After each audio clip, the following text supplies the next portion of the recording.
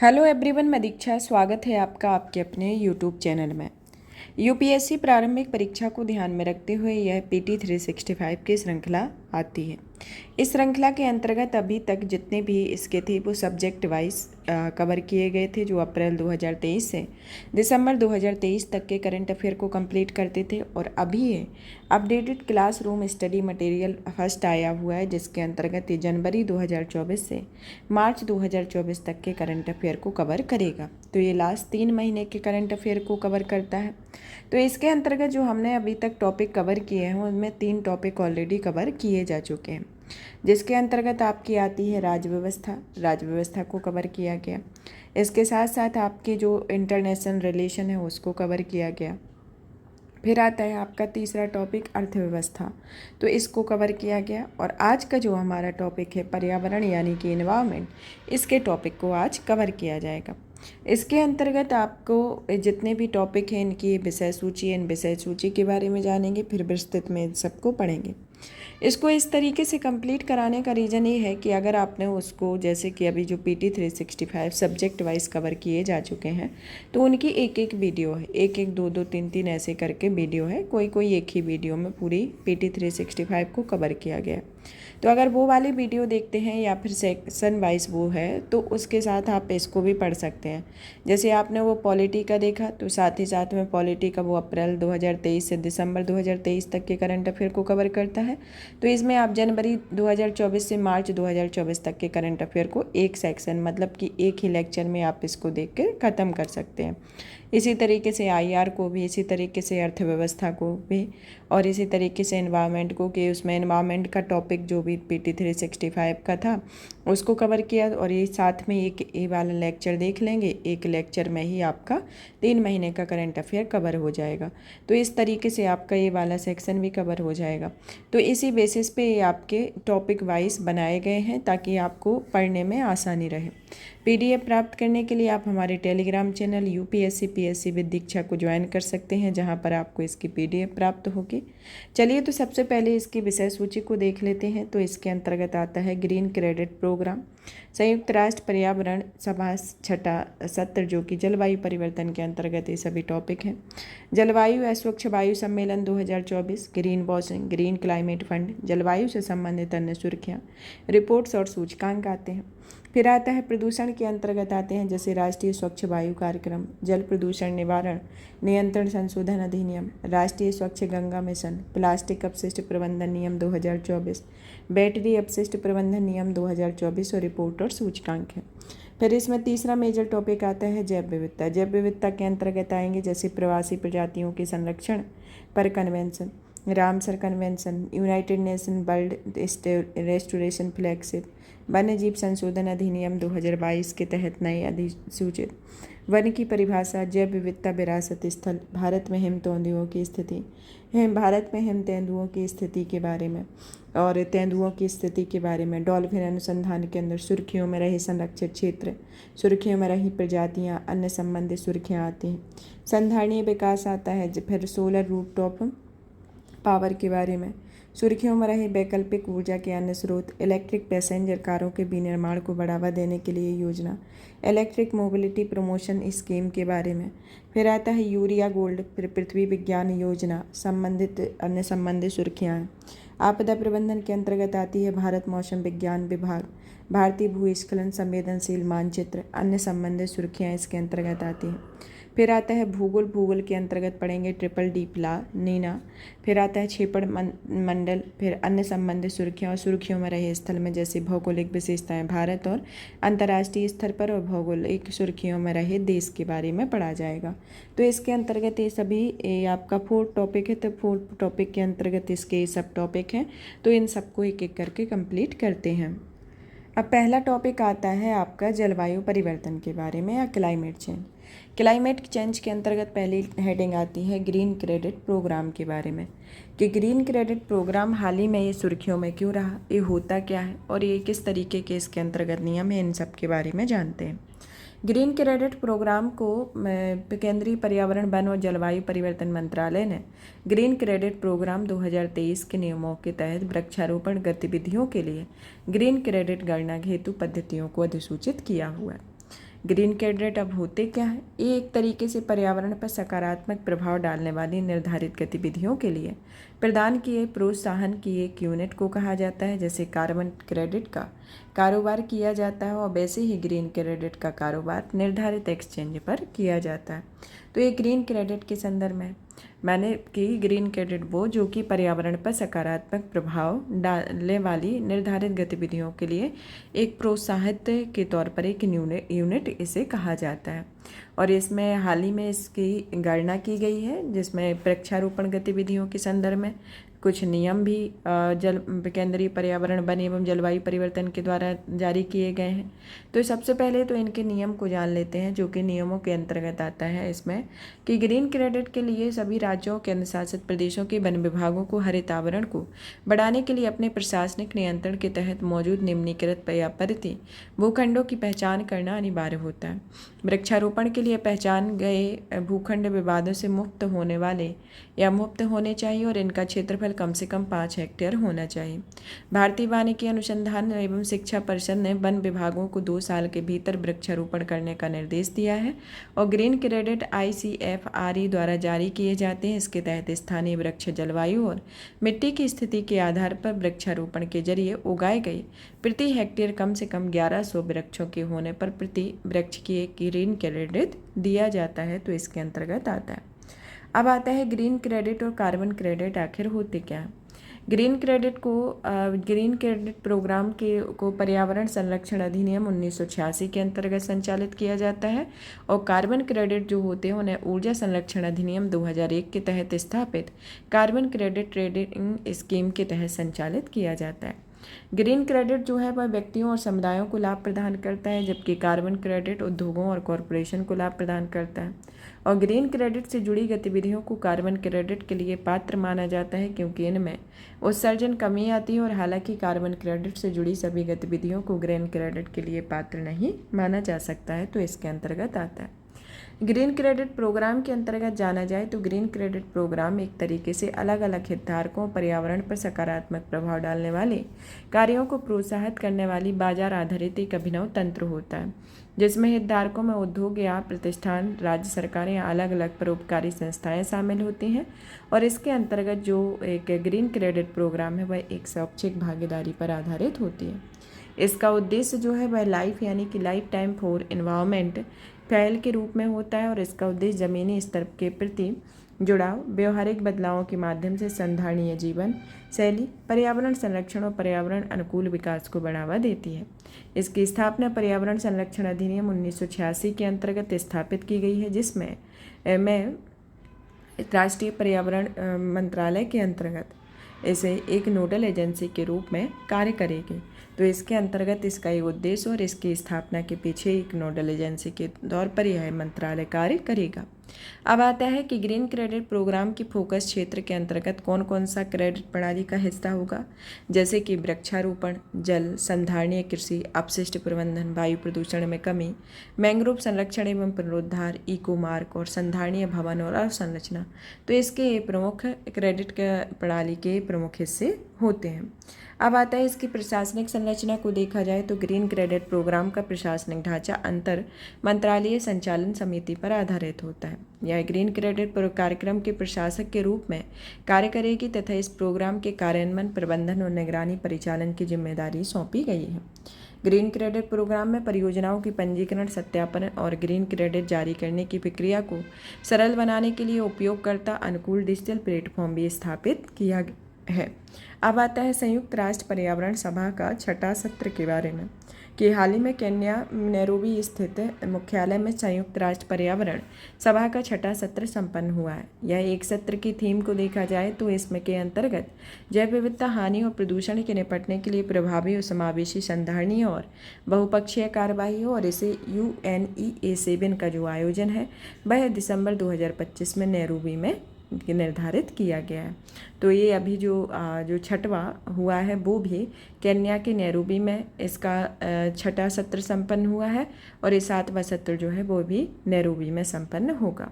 चलिए, तो इसके संयुक्त राष्ट्र पर्यावरण जो सभा हुई है उसके अंतर्गत जो आउटकम है, कौन कौन से आउटकम इसके अंतर्गत जारी किए गए। जैसे कि इसमें एक मंत्री स्तरीय घोषणा पत्र को अपनाया गया है। इसके द्वारा जलवायु परिवर्तन, प्रकृति और जैव विविधता हानि, प्रदूषण एवं अपशिष्ट की ट्रिपल प्लेनेटरी क्राइसिस यानी कि तिहरे ग्रही संकट से निपटने की प्रतिबद्धता की पुनः पुष्टि की गई है। ट्रिपल प्लेनेटरी क्राइसिस मानवता के लिए खतरा पैदा करने वाले आपस में जुड़े 3 संकटों को संदर्भित करता है। इसमें जलवायु परिवर्तन, प्रकृति और जैव विविधता की हानि तथा प्रदूषण और अपशिष्ट होते हैं। ये पर्यावरणीय मुद्दों और अंतर्राष्ट्रीय समझौतों पर समर्पित एक बहुपक्षीय पर्यावरण समझौता दिवस है, जिसे 28 फरवरी 2024 को मनाया गया था।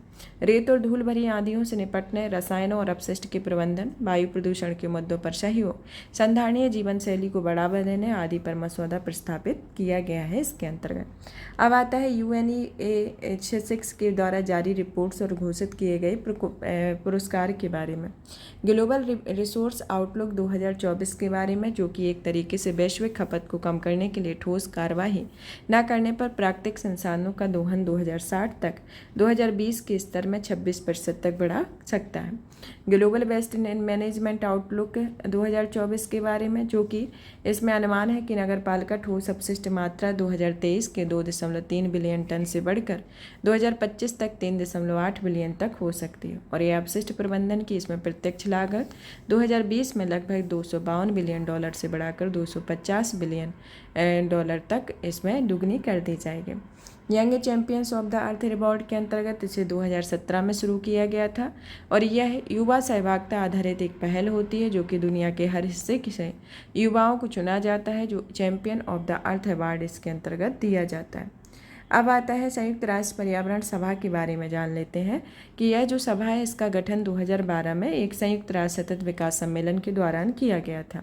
इसमें संयुक्त राष्ट्र पर्यावरण सभा को पर्यावरण से जुड़े मामलों पर निर्णय लेने वाली विश्व की शीर्ष निकाय है और यह भूमिकाएं एवं कार्यों के संदर्भ में देखा जाए तो यह वैश्विक पर्यावरण एजेंडा निर्धारित करना, दुनिया में उभरती हुई पर्यावरणीय चुनौतियों के समाधान हेतु व्यापक नीतिगत मार्गदर्शन प्रदान करना और भविष्य में UNEP की नीतिगत कार्यवाही इसके अंतर्गत निर्धारित करना है। संगठनात्मक संरचना होती है जिसमें एक अध्यक्ष, 8 उपाध्यक्ष शामिल होते हैं और इसके अलावा सदस्य देशों की ओर से एक प्रतिवेदक की नियुक्ति इसमें की जाती है और इसकी सदस्यता में संयुक्त राष्ट्र के सभी 193 सदस्य देश इसके अंतर्गत शामिल हैं, तो इसके अंतर्गत आता है।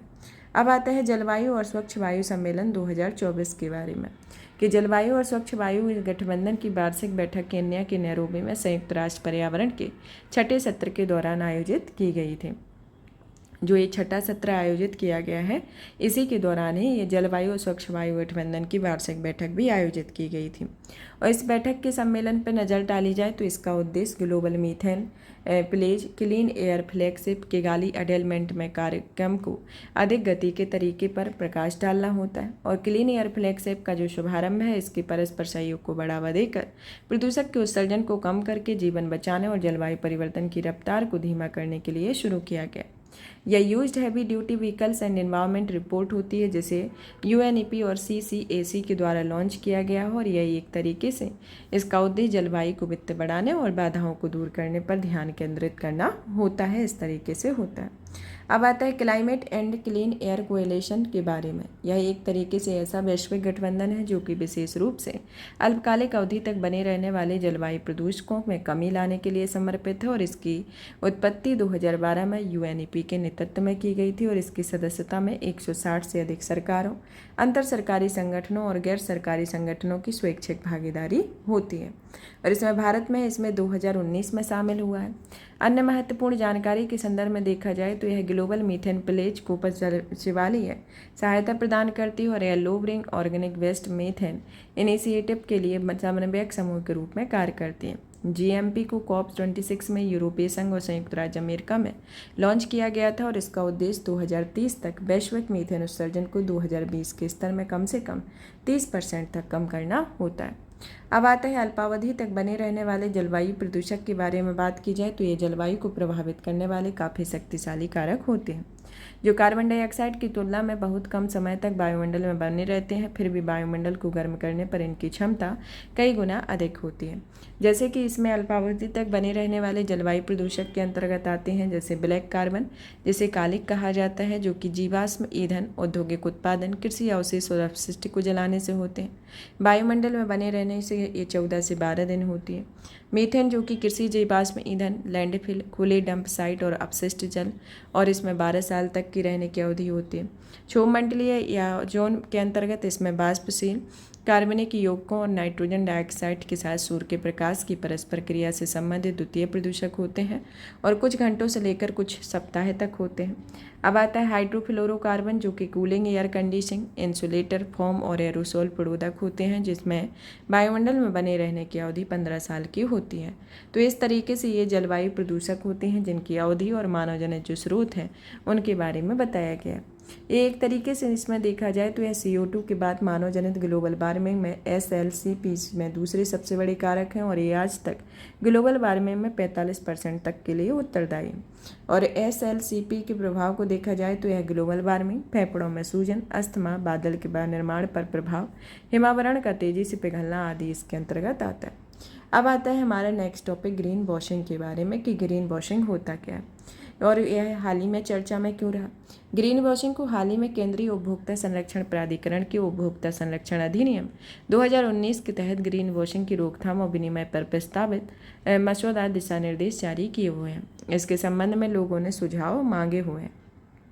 इससे अंतर्गत आता है कि ग्रीन वॉशिंग के तहत कोई अब कंपनी अपने उत्पादों, गतिविधियों या नीतियों से जुड़े वास्तविक तथ्यों को छिपाकर इन्हें पर्यावरण के अनुकूल या हितैषी दिखाने का प्रयास करते हैं और इसके लिए बढ़ा चढ़ाकर अस्पष्ट, झूठे और आधारहीन दावे भी किए जाते हैं। इस मसौदे में शामिल कुछ मुख्य प्रावधानों पर नज़र डाली जाए तो इसमें आता है कि ये ग्रीन वॉशिंग की परिभाषा को परिभाषित करते हैं और उसे प्रतिबंधित किया जाता है।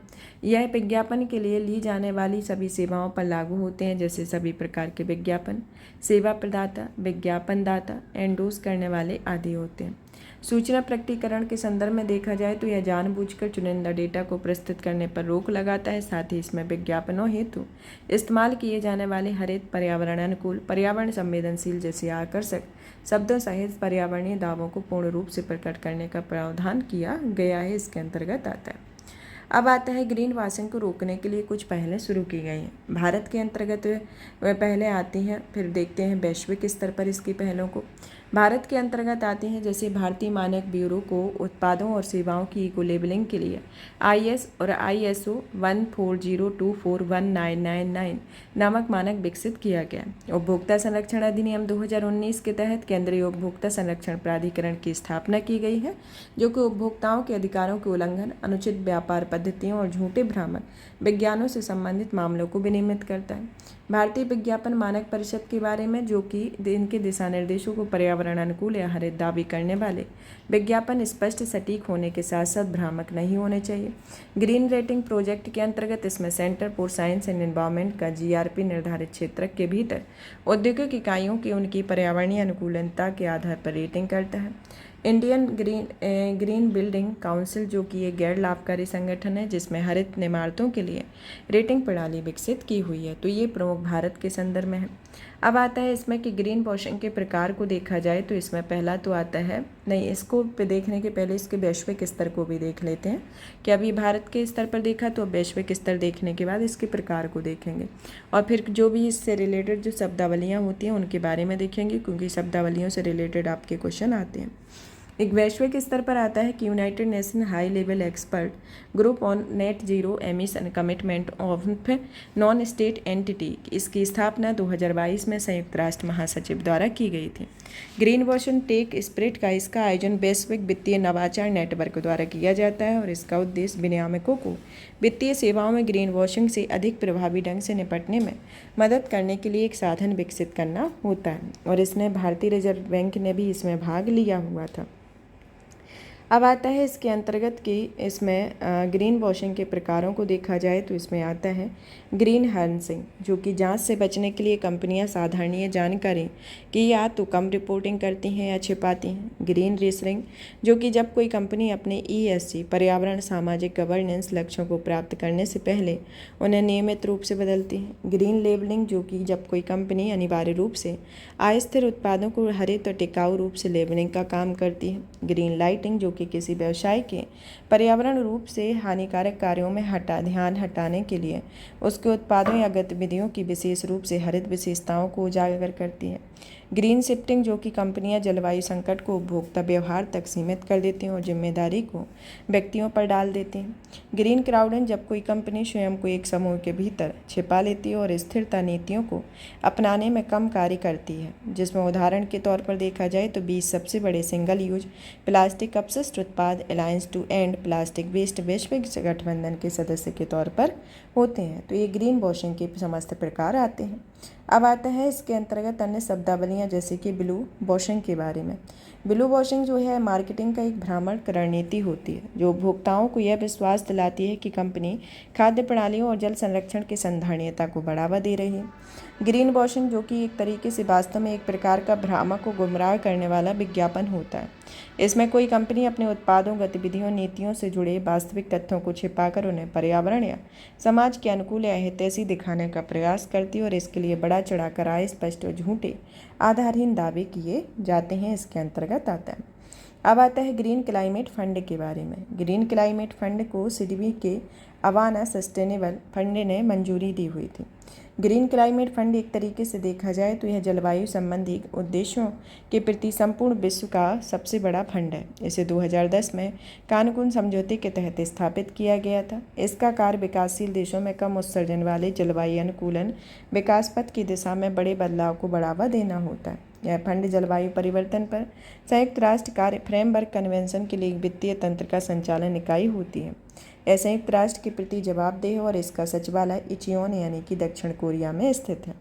GCF की मुख्य विशेषताओं को देखा जाए तो यह देशों द्वारा संचालित सिद्धांत पर आधारित है और इसका आशय विकासशील देश GCF का कार्यक्रम तैयार करने और उसे लागू करने का नेतृत्व करते हैं।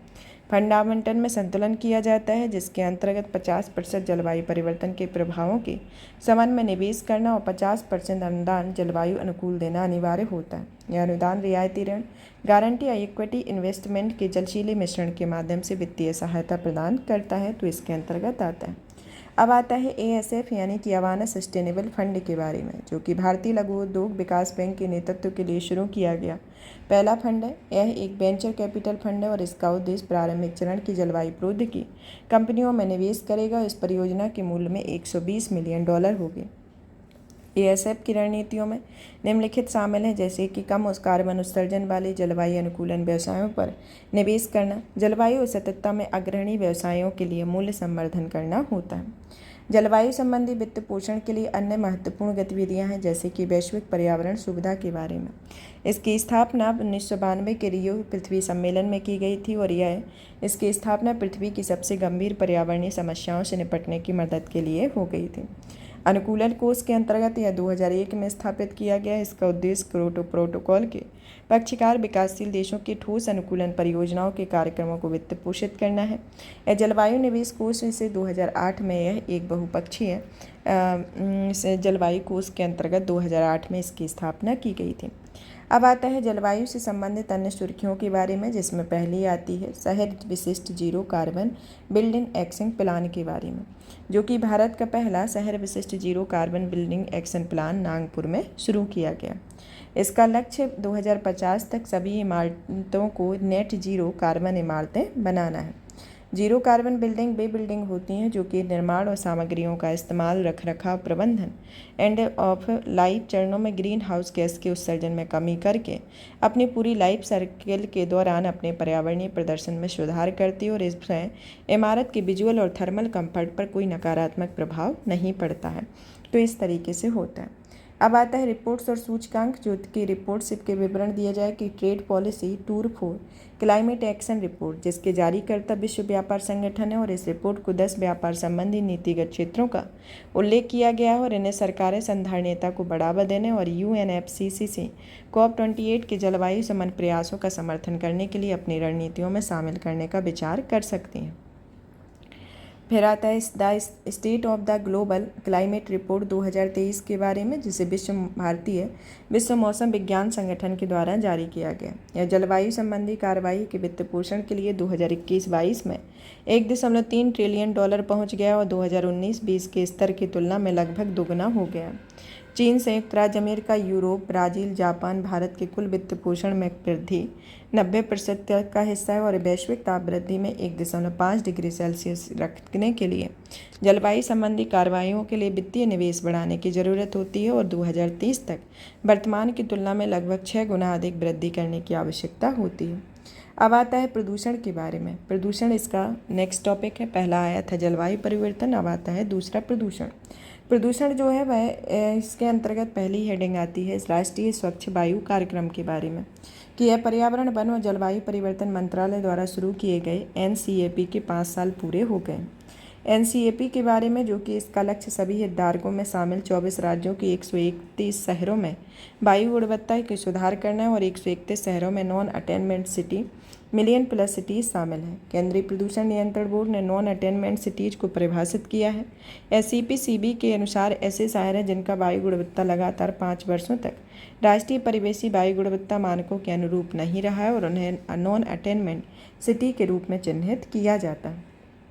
यह इसका टारगेट इस योजना में 2017 को आधार वर्ष मानते हुए 2025-26 तक पार्टिकुलेट मैटर की सांद्रता में 40% तक की कमी को टारगेट रखा गया और इसका कार्यान्वयन CPCB द्वारा राष्ट्रीय स्तर पर लागू किया जाएगा, जिसके तहत राज्य सरकारों और उनकी एजेंसियों को द्वारा राज्य और शहरी स्तर पर सिटी एक्शन प्लान लागू किया जाता है। NCAP के कार्यक्रम की निगरानी के लिए प्राण नामक पोर्टल शुरू किया गया है, जो कि portal for regulation of air pollution in NEC का संक्षिप्त रूप है। इसमें 5 वर्षों तक प्रगति पर नज़र रखी गई, जिसके कुल अध्ययन में देखा जाए तो 49 शहरों में 27 शहरों के अंतर्गत PM 2.05 की सांद्रता की कमी देखी गई।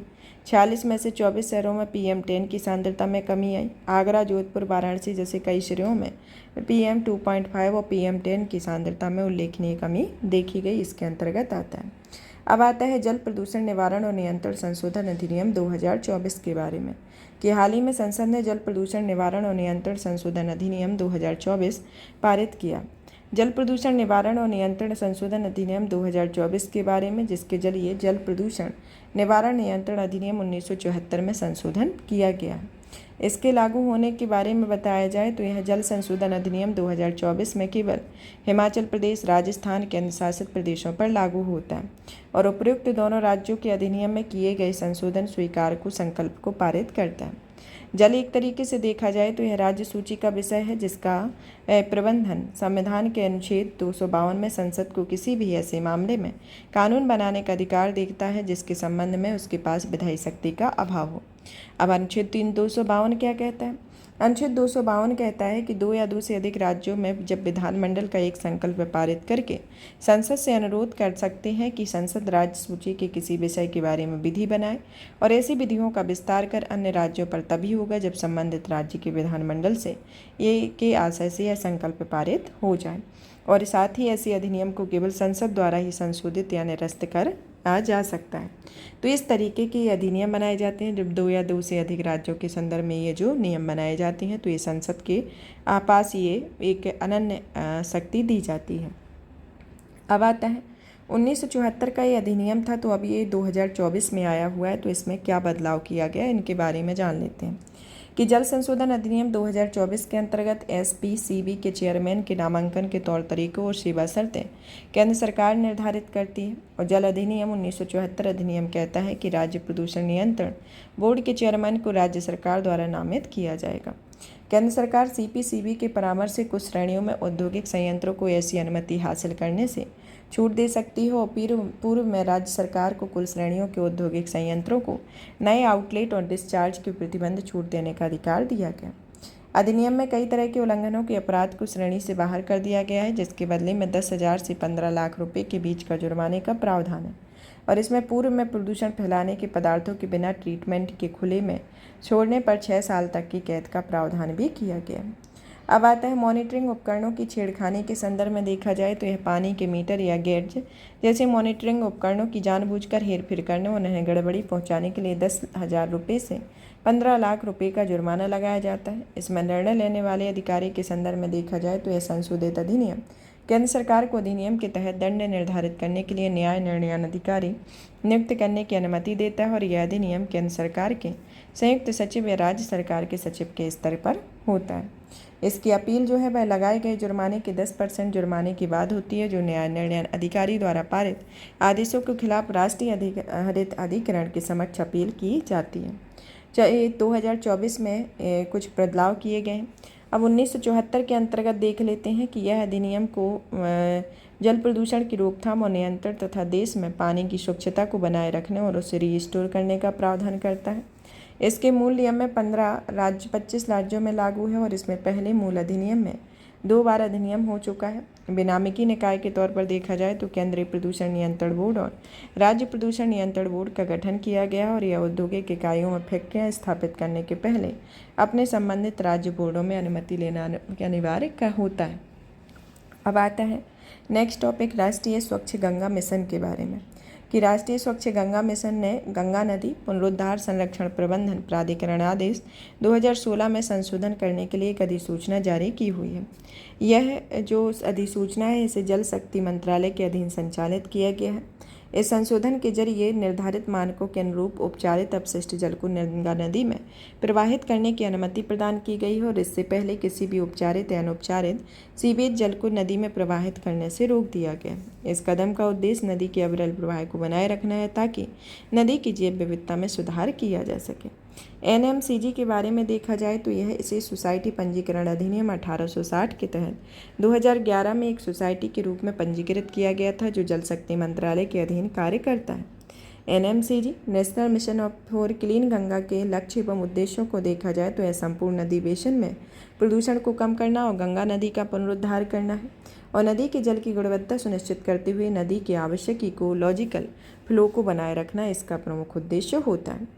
राष्ट्रीय गंगा नदी प्राधिकरण कार्यान्वयन शाखा के रूप में कार्य करती है, जो गंगा नदी के कायाकल्प संरक्षण प्रबंधन की राष्ट्रीय परिषद के गठन के परिणाम स्वरूप 2016 में इसे भंग कर दिया गया था और यह 2 प्रबंधन संरचनाएं होती हैं, जिसमें गवर्निंग काउंसिल जो कि शासी परिषद और कार्यकारी समिति होती है और दोनों की अध्यक्षता के लिए एनएमसीजी इसके महानिदेशक होते हैं। अब आते हैं नमामि गंगे कार्यक्रम के बारे में। जो यह कार्यक्रम है 2014 में शुरू किया गया था। इसका उद्देश्य 2021 में तक गंगा नदी और उसकी सहायक नदियों का पुनरुद्धार और कायाकल्प करना होता है। वर्तमान में इस कार्यक्रम को 2026 तक बढ़ा दिया गया है और इसके 8 स्तंभ हैं, जिसमें सीवेज उपचार, रिवर फ्रंट का विकास, नदी सतह की सफाई, वनीकरण, जैव विविधता, सार्वजनिक जागरूकता, बही श्रावण का प्रबंधन और गंगा ग्राम इसके अंतर्गत आते हैं। अब आता है प्लास्टिक अपशिष्ट प्रबंधन नियम 2024 के बारे में कि हाल ही में लोक लेखा समिति ने संसद में प्लास्टिक के कारण प्रदूषण शीर्षक से एक रिपोर्ट पेश की है और इस रिपोर्ट के मद्देनज़र सरकार ने प्लास्टिक अपशिष्ट प्रबंधन संशोधन नियम 2024 को अधिसूचित किया हुआ है। इससे संबंधित तथ्यों को देखा जाए तो केंद्र सरकार ने पर्यावरण संरक्षण अधिनियम 1986 की धारा 3(6)(25) के तहत प्रदान की गई शक्तियों का प्रयोग करते हुए PWM नियम 2016 में संशोधन किया हुआ है। चलिए तो जानते हैं इसके नियम जो कि 2016 में किस तरीके के नियम थे और 2024 में किस तरह के नियमों में बदलाव किया गया। PWM नियम 2016 के अंतर्गत भारत में प्लास्टिक को प्रभावी और वैज्ञानिक प्रबंधन के लिए बनाया गया है। ये नियम अपशिष्ट उत्पन्न करने के लिए स्थानीय निकाय, ग्राम पंचायत, विनिर्माता, आयातक, उत्पादक और ब्रांड मालिक सभी पर लागू होते हैं। प्लास्टिक कैरी बैग की न्यूनतम मोटाई इसमें 50 माइक्रोन से बढ़ाकर 75 माइक्रोन कर दी गई और इसके बाद 31 दिसंबर 2022 से इसकी मोटाई को बढ़ाकर 120 माइक्रोन तक कर दी गई है। इसके तहत विस्तारित उत्पादक उत्तरदायित्व की प्रणाली की भी शुरुआत की गई है। अब 2024 में क्या किस तरीके की जिम्मेदारियां दी गई हैं, जैसे कि स्थानीय निकायों को कुछ नई जिम्मेदारियां हैं। इनके मूल्यांकन तंत्र को देखा जाए तो यह डंप साइटों में मौजूद प्लास्टिक कचरे अपशिष्ट के साथ साथ उत्पन्न प्लास्टिक कचरे का वार्षिक आकलन करने का कार्य स्थानीय निकायों को करना होगा, जिसमें स्थानीय निकायों को 5 वर्षों की अवधि से उत्पन्न होने वाले प्लास्टिक कचरे की मात्रा में भी अनुमान लगाएगा। अब स्थानीय निकायों को स्वयं द्वारा या अन्य एजेंसियों के साथ मिलकर प्लास्टिक कचरे का पृथक्करण, संग्रहण, भंडारण, परिवहन, प्रसंस्करण और निपटान के लिए आवश्यक अवसंरचना स्थापित करने और उसका विकास करने का दायित्व सौंपा गया है। और स्थानीय निकाय ऐसी अवसंरचना का विकास उत्पादक और हितधारकों के साथ मिलकर नहीं कर सकते हैं, इसके अंतर्गत आता है।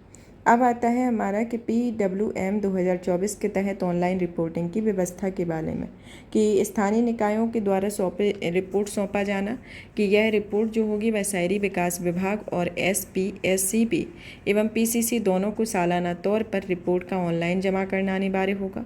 इस रिपोर्ट का सौंपा जाने के अंतर्गत देखा जाए तो इसमें नियमों के कार्यान्वयन के बारे में एक वार्षिक रिपोर्ट केंद्रीय प्रदूषण नियंत्रण बोर्ड को ऑनलाइन जमा करेंगे और इस रिपोर्ट को इनके कार्यान्वयन के लिए एक समेकित वार्षिक रिपोर्ट तैयार करेंगे और उसे अपनी सिफारिशों के साथ केंद्र सरकार को प्रस्तुत करेंगे, इसके अंतर्गत आता है।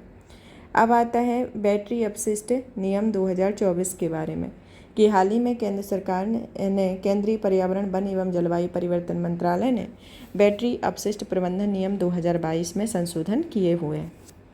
चलिए, तो इनके बैटरी अपशिष्ट प्रमाणन के जो नियम में जो संशोधन किए गए हैं, तो इसमें 2022 में किस तरीके थे और 2024 में किस तरीके से हुए हैं, उन सब के बारे में जानते हैं। इसके विवरण के तौर पर देखा जाए तो अपशिष्ट बैटरी के लिए प्रमाण पत्र का प्रावधान के बारे में, कि इसे 2022 में CPCB में केंद्रीकृत ऑनलाइन पोर्टल के लिए जरिए APR प्रमाण पत्र पुनर्चक्रणकर्ता या नवीनीकरण करने वाले प्रदान किया गया और ये प्रमाण पत्र पुनर्चक्रित या नवीनीकृत की गई मात्रा के आधार पर किए गए हैं, जिसमें अपशिष्ट बैटरियों के बदले उत्पादों को APR प्रमाण पत्र बेच सकते हैं।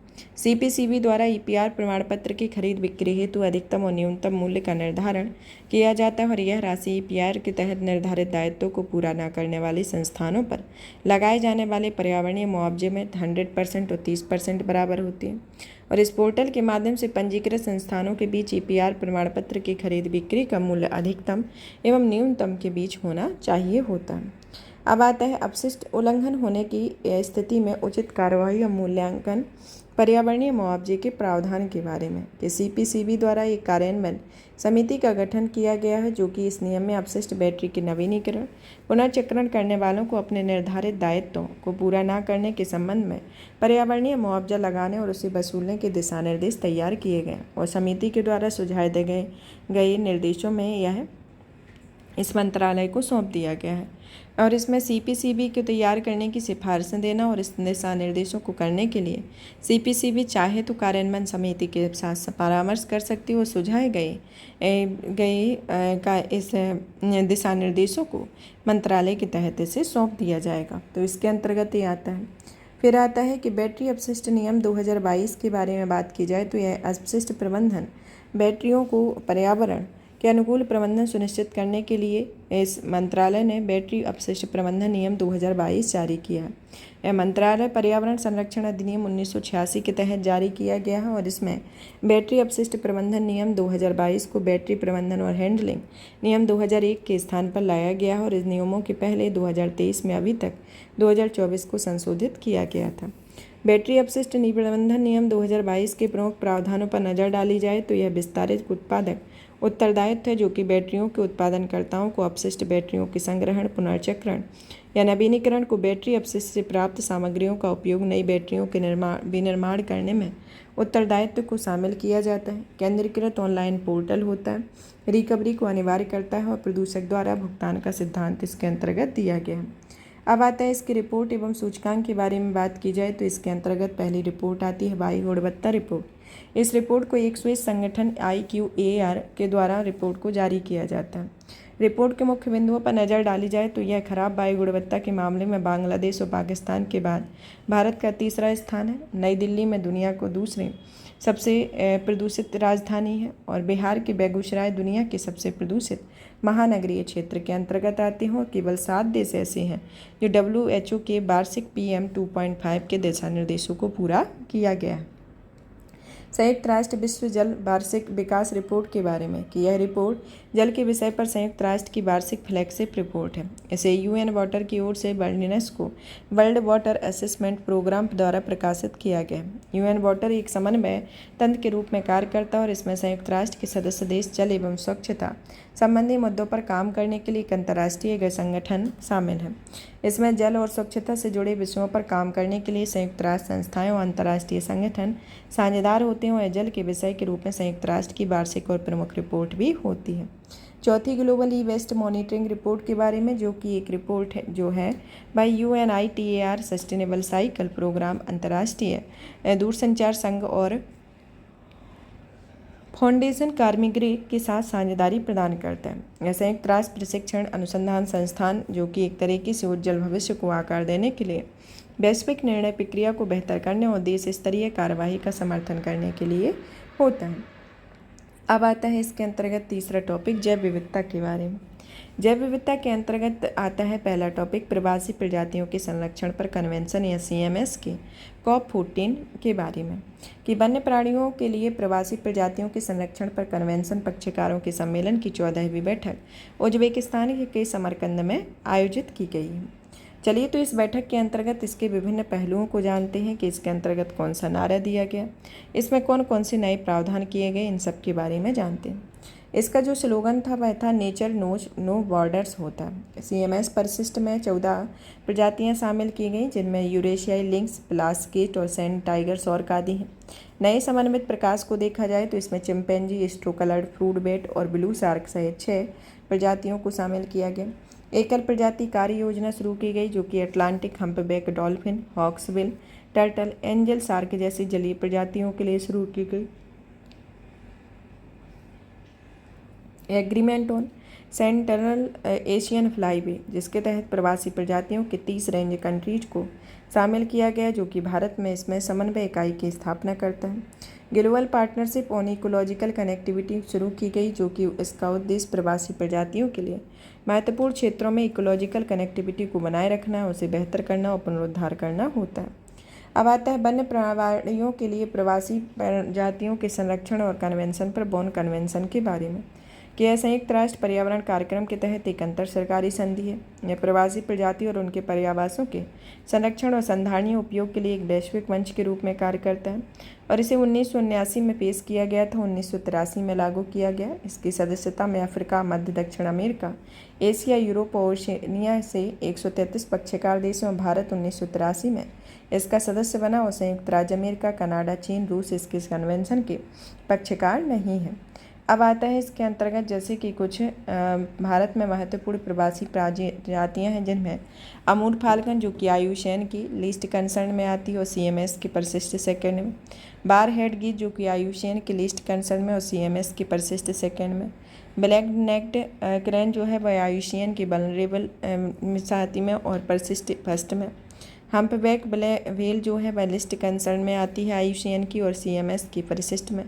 एशियाई हाथी की जो है वह आयुषैन की एंडेंजर्ड और CMS की परिशिष्ट में आती है। ग्रेट इंडियन बस्टर्ड जो है वह आयुषैन के क्रिटिकल एंडेंजर्ड में और CMS की परिशिष्ट सूची में फर्स्ट में। बंगाल फ्लोरिकन जो कि क्रिटिकल एंडेंजर्ड में और CMS की परिशिष्ट फर्स्ट सूची के अंतर्गत। स्नो लेपर्ड जो है वह वल्नरेबल में और इसमें CMS की परिशिष्ट फर्स्ट के अंतर्गत आती है।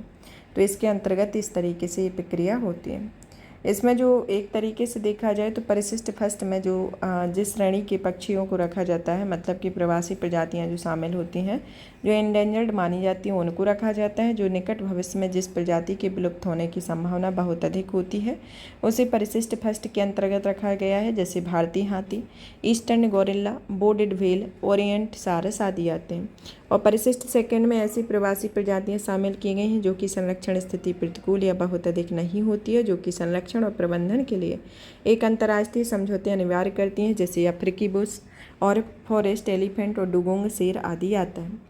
CMS के COP14 के बारे में देखा जाए तो यह कन्वेंशन का निर्णय लेने वाला प्रमुख निकाय है और इसकी बैठक हर तीन साल में होती है और इस बैठक में अगले 3 वर्षों के लिए बजट और प्राथमिकताएं तय की जाती हैं और यह परिशिष्टों के संशोधन पर भी निर्णय लेती है और इसमें पक्षकारों द्वारा प्रस्तुत रिपोर्ट पर विचार करता है।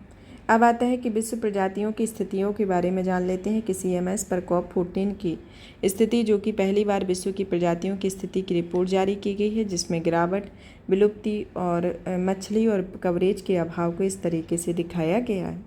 भारत और CMS के बारे में कि भारत ने निम्नलिखित संरक्षण और प्रबंधन पर CMS के साथ गैरकानूनी रूप से बाध्यकारी समझौते ज्ञापन पर हस्ताक्षर किए हैं।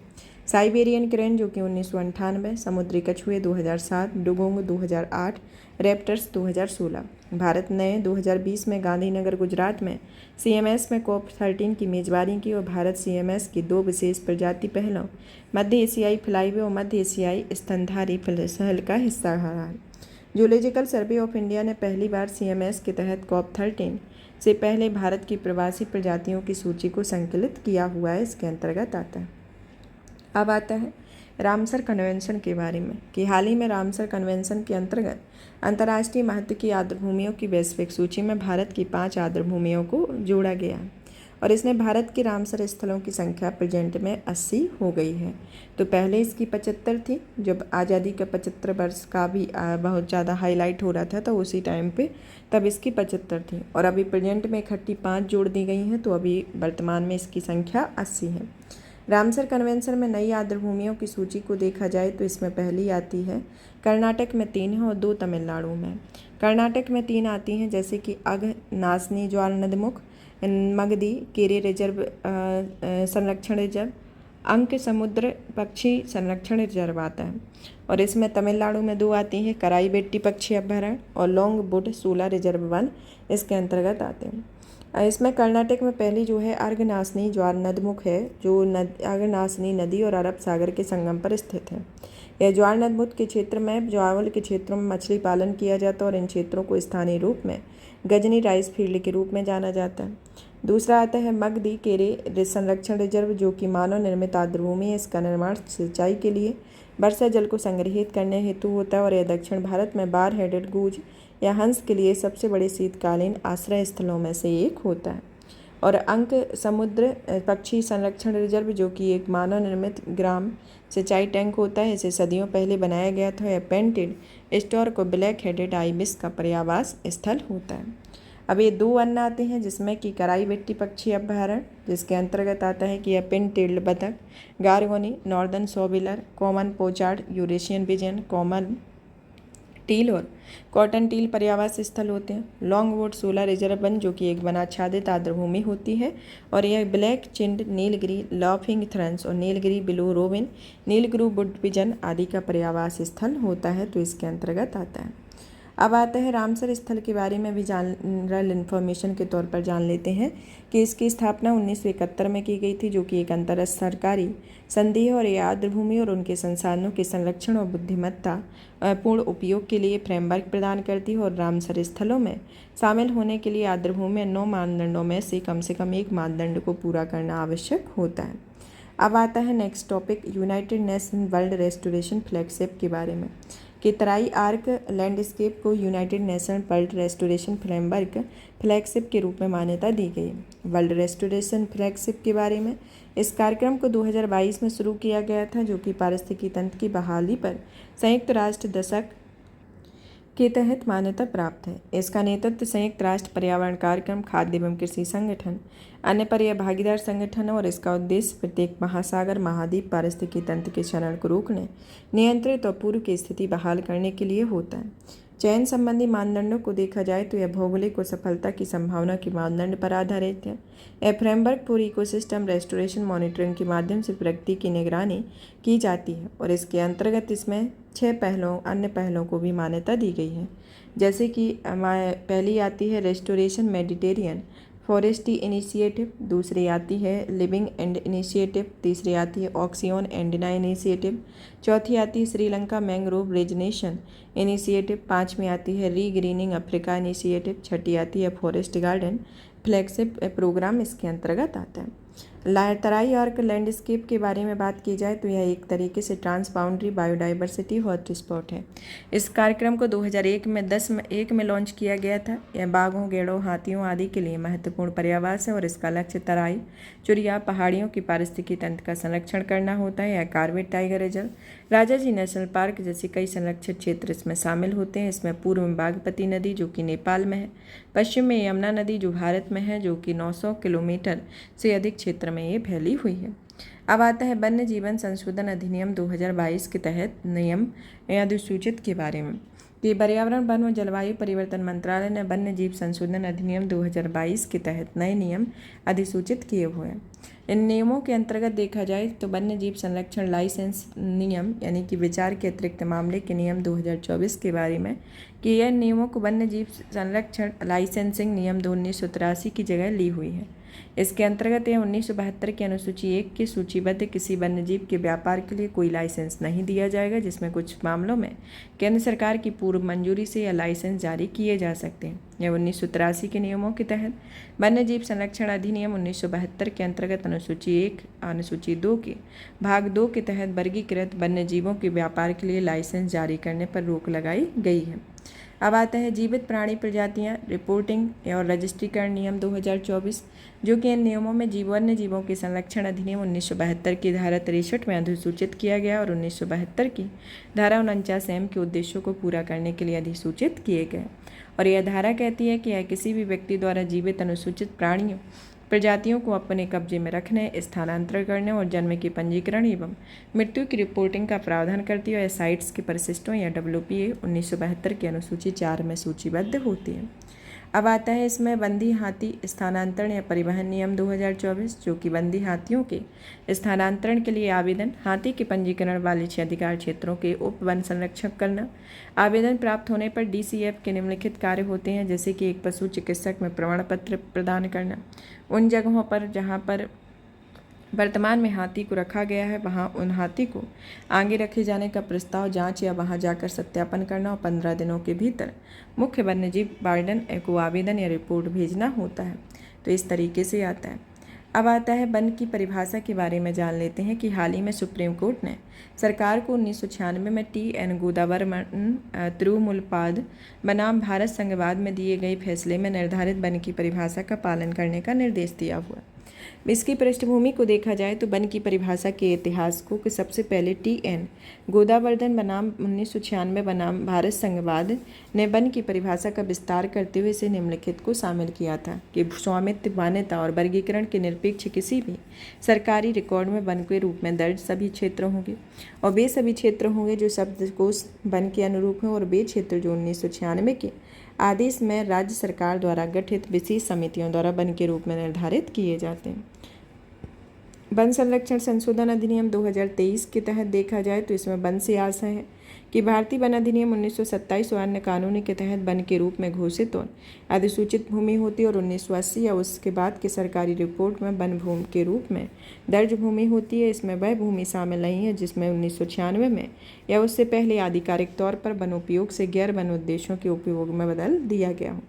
वन संरक्षण संबंधी नियम 2023 के बारे में, जो कि नियम 16 के अनुसार राज्य सरकारें या केंद्र शासित प्रदेशों के प्रशासन के लिए 1 वर्ष के भीतर ऐसा भूमियों का एक समेकित रिकॉर्ड तैयार करना होगा जिस पर वन संरक्षण संशोधन अधिनियम 2023 के प्रावधान होंगे और इसके तहत वन क्षेत्र में शामिल हैं इस प्रयोजन के लिए गठित विशेषज्ञ समिति द्वारा चिन्हित क्षेत्र, वर्गीकृत वन भूमि और सामुदायिक वन भूमि आदि आते हैं। अब आता है सुप्रीम कोर्ट के निर्देश कि TN गोदावर्धन फैसले के मामले में सुप्रीम कोर्ट ने सिद्धांतों को बरकरार रखा है और कहा है कि वन संरक्षण संवर्धन नियम 2023 के नियम 16 के तहत राज्य सरकारों और केंद्र शासित प्रदेशों की प्रक्रिया पूरी होने पर TN गोदावर्धन मामले में कोर्ट द्वारा स्पष्ट किए गए सिद्धांतों का पालन जारी करना चाहिए और इसमें वन के व्यापक अर्थ में राज्य सरकारों और यूनियन टेरिटरी प्रशासन की TN गोदावर्धन निर्णयों के अनुसार वन के अर्थ के दायरे में अनुपालन सुनिश्चित करेंगे और इनमें भूमि भी शामिल हो सकती है और संरक्षण के योग्य भी हो सकते हैं। तो इसके अंतर्गत आता है। अब आता है वन संरक्षण संशोधन अधिनियम 2023 के अन्य प्रमुख प्रावधानों के बारे में। इसका नया नाम जो रहा है वह वन संरक्षण संवर्धन अधिनियम 1980 प्रस्तावनाओं में जोड़ा गया है। इसमें राष्ट्रीय स्तर पर निर्धारित योगदान और अन्य राष्ट्रीय लक्ष्यों को, गैर वन उद्देश्यों की परिभाषा को बाहर की गतिविधियां दी गई हैं, जिसमें संरक्षित क्षेत्रों के अलावा अन्य वन क्षेत्रों में वन्य जीव संरक्षण अधिनियम 1972 के तहत चिड़ियाघर और सफारी की स्थापना करना, क्षेत्र की योजनाओं में इको पर्यटन सुविधाएं, सिल्वीकल्चर ऑपरेशन जिसमें रीजनरेशन ऑपरेशंस भी शामिल है। केंद्र सरकार द्वारा निर्धारित कोई अन्य उद्देश्य इसके अंतर्गत आते हैं और इसमें कुछ कैटेगरी जो हैं उसमें इस अधिनियम के प्रावधानों को नहीं रखा गया है। अब आता है जैव विविधता विरासत स्थल के बारे में कि हाल ही में उड़ीसा के कोरापुट जिले में गुप्तेश्वर वन को राज्य का चौथा जैव विविधता विरासत स्थल घोषित किया गया। गुप्तेश्वर वन के बारे में जानें कि यह 350 हेक्टेयर क्षेत्र में फैला हुआ है। यह गुप्तेश्वर शिव मंदिर के नज़दीक अवस्थित है। यह मंदिर चूना पत्थर से बनी प्राकृतिक गुफा में है।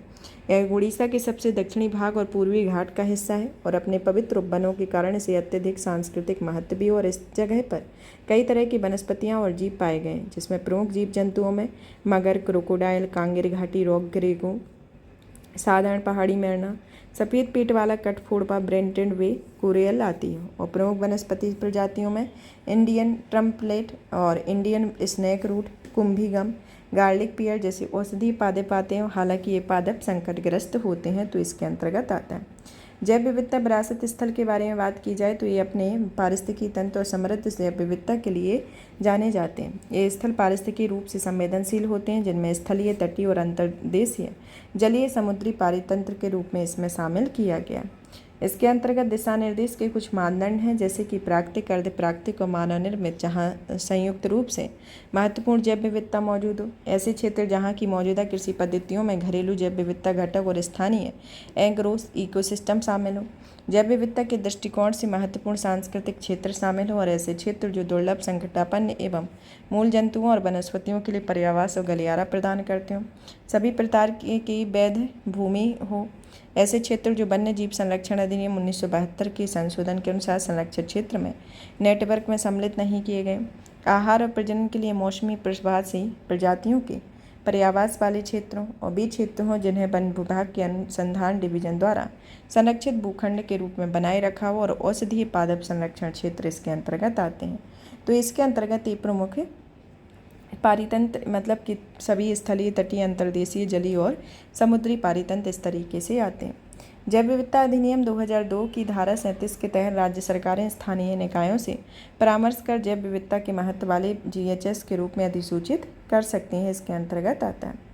अब आता है इसमें राष्ट्रीय जैव विविधता प्राधिकरण के बारे में, जिसकी धारा 37 में विरासत स्थलों के चयन और प्रबंधन में राज्य सरकारों को सलाह देता है, जो वन्य और जलवायु परिवर्तन मंत्रालय के अधीन एक स्वायत्त तो संवैधानिक निकाय है। इसको केंद्र सरकार ने 2003 में स्थापना की थी और यह भारत में जैव विविधता अधिनियम 2002 के प्रावधानों को लागू करता है। इसका मुख्यालय चेन्नई में है और इसमें अनुसार फरवरी 2024 में भारत के कुल 45 BHS इसमें शामिल होते हैं।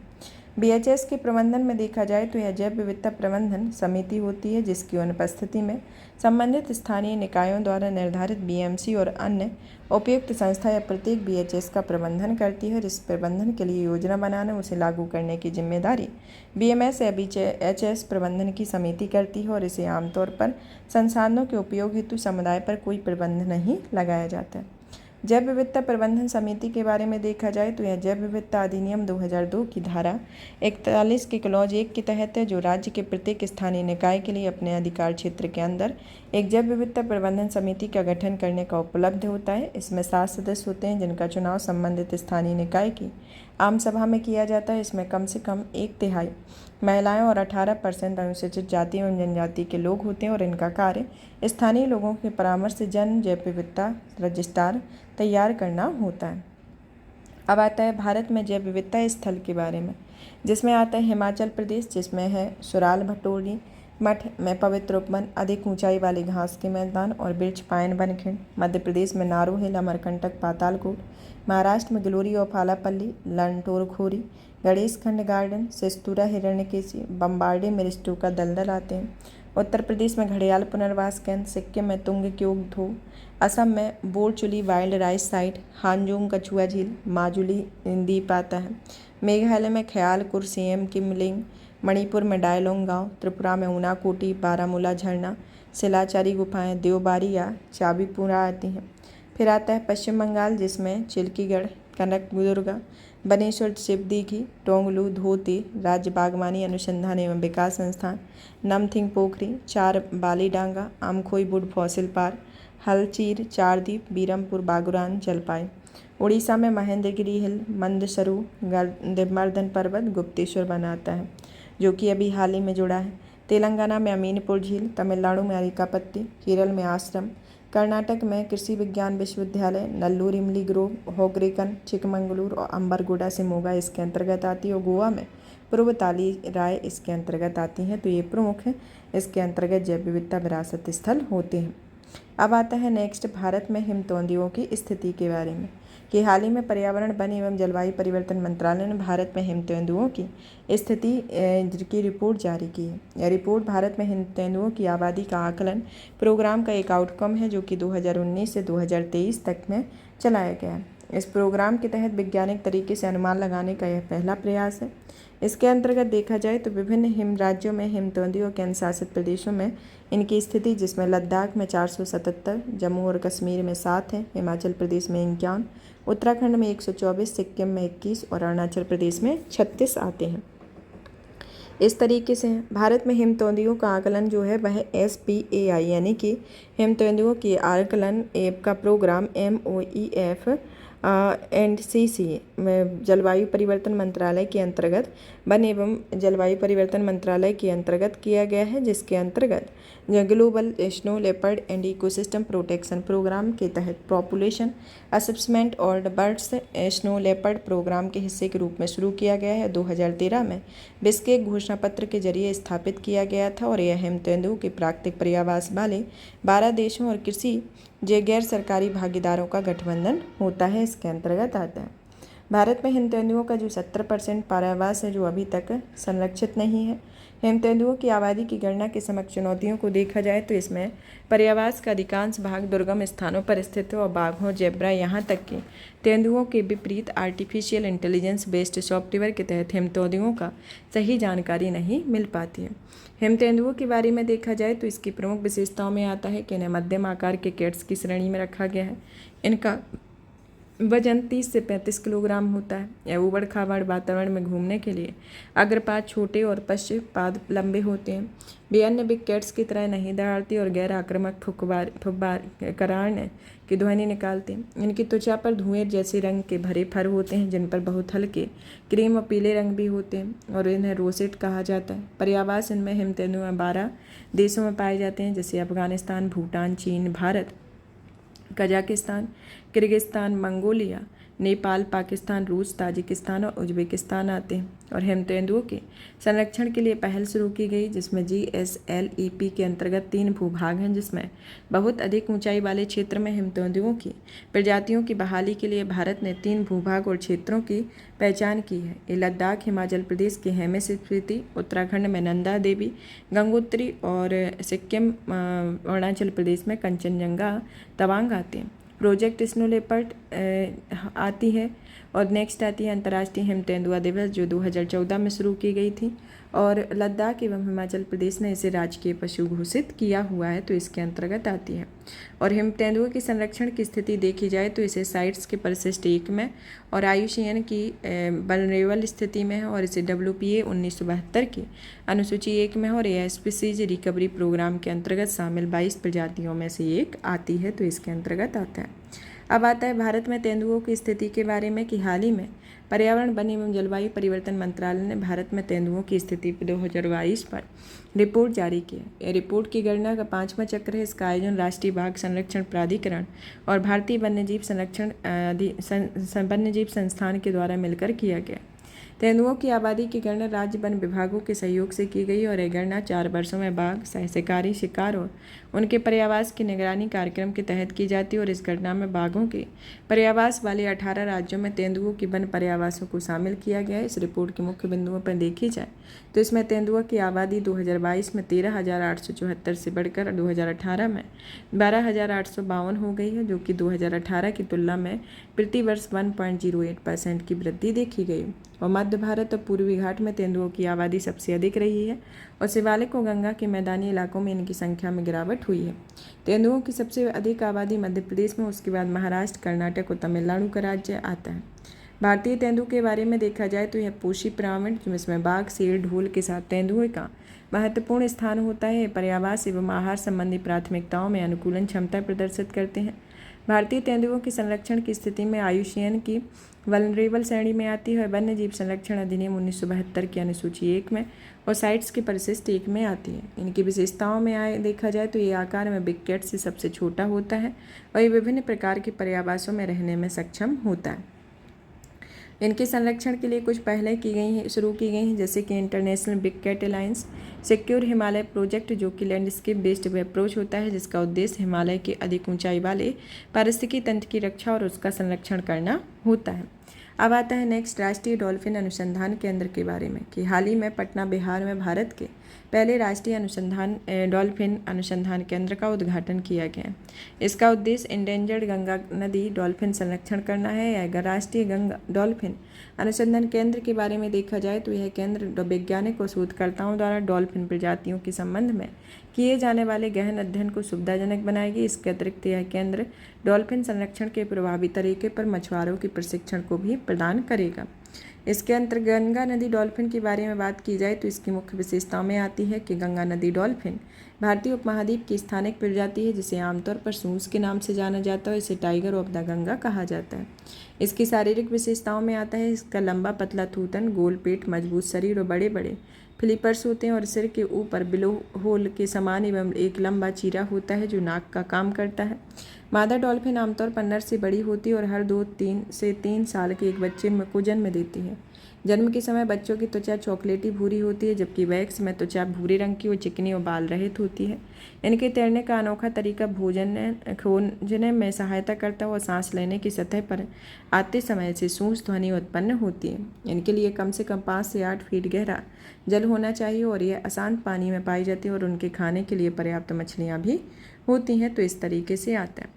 गंगा नदी में पाई जाने वाली डॉल्फिन की संरक्षण स्थिति को देखा जाए तो इसे IUCN की एंडेंजर्ड स्पीसीज में रखा गया है और साइट्स के परिशिष्ट 1 में, WPA 1972 की अनुसूची 1 में है और CMS में प्रवासी प्रजातियों की कन्वेंशन में इसे शामिल किया गया। स्पीसीज रिकवरी प्रोग्राम के तहत इसमें शामिल 22 प्रजातियों की सूची में भी यह भी शामिल है। गंगा नदी डॉल्फिन के पर्यावास क्षेत्र को देखा जाए तो इसमें इस तरीके का ये पर्यावास क्षेत्र है, जो कि गंगा नदी के डॉल्फिन का पर्यावास क्षेत्र ये है। और डॉल्फिन मौसमी आधार पर ये जो पाई जाती है, इसमें ग्रीन कलर इस तरीके से दिखाया गया है। ब्लू कलर से, ग्रीन कलर से डॉल्फिन नहीं पाई जाती, उस क्षेत्र को दिखाया गया है। तो ये भारत, नेपाल, बांग्लादेश में गंगा, ब्रह्मपुत्र, मेघना नदी और कर्णफली और इस तरीके की जो नदियां हैं, कर्णफुली, सांगू नदी प्रणाली में पाई जाती हैं। तो इस तरीके से इसके पर्यावास क्षेत्र को दिखाया गया है। अब आता है सुर्खियों में रहे संरक्षित क्षेत्र के बारे में। संरक्षित क्षेत्र के अंतर्गत आते हैं जैसे कि आपका कार्बेट टाइगर रिजर्व, नेवरा घाटी राष्ट्रीय उद्यान, ईगल नेक्स्ट वन्यजीव अभ्यारण्य, पोबीतोरा वन्यजीव अभ्यारण्य, पोंग वन्यजीव अभ्यारण्य, राष्ट्रीय चंबल अभ्यारण्य, कुनो राष्ट्रीय उद्यान, पेंच राष्ट्रीय उद्यान। तो इस तरीके से प्रमुख आते हैं। एक एक करके इनके बारे में विस्तृत में देखते हैं कि ईगल नेक्स्ट वन्यजीव अभ्यारण्य, जो कि हाल ही में भारतीय विज्ञान संस्थान ने ईगल नेट वन्यजीव अभ्यारण्य में एक शोध अध्ययन किया हुआ है। इस अध्ययन के अनुसार बढ़ते तापमान की वजह से पक्षी ऊंचे स्थानों की ओर से प्रवास करने लगे हैं। भौगोलिक अवस्थिति एवं अन्य विशेषताओं में देखा जाए तो यह अरुणाचल प्रदेश के पश्चिमी कामेंग में स्थित है।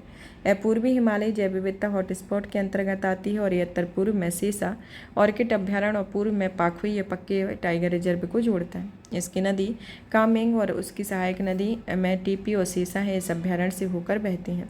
इसकी वनस्पति में शंकुधारी शीतोष्ण वन, शंकुधारी उपोष्णकटिबंधीय वन, चौड़ी पत्ती वाले उपोष्णकटिबंधीय वन और उष्णकटिबंधीय अर्ध सदाबहार वन और अर्ध सदाबहार वन होते हैं। इसमें Blyth's tragopan, rufous necked hornbill, rusty bellied, short Bugun, liocichla आदि इसके अंतर्गत आते हैं।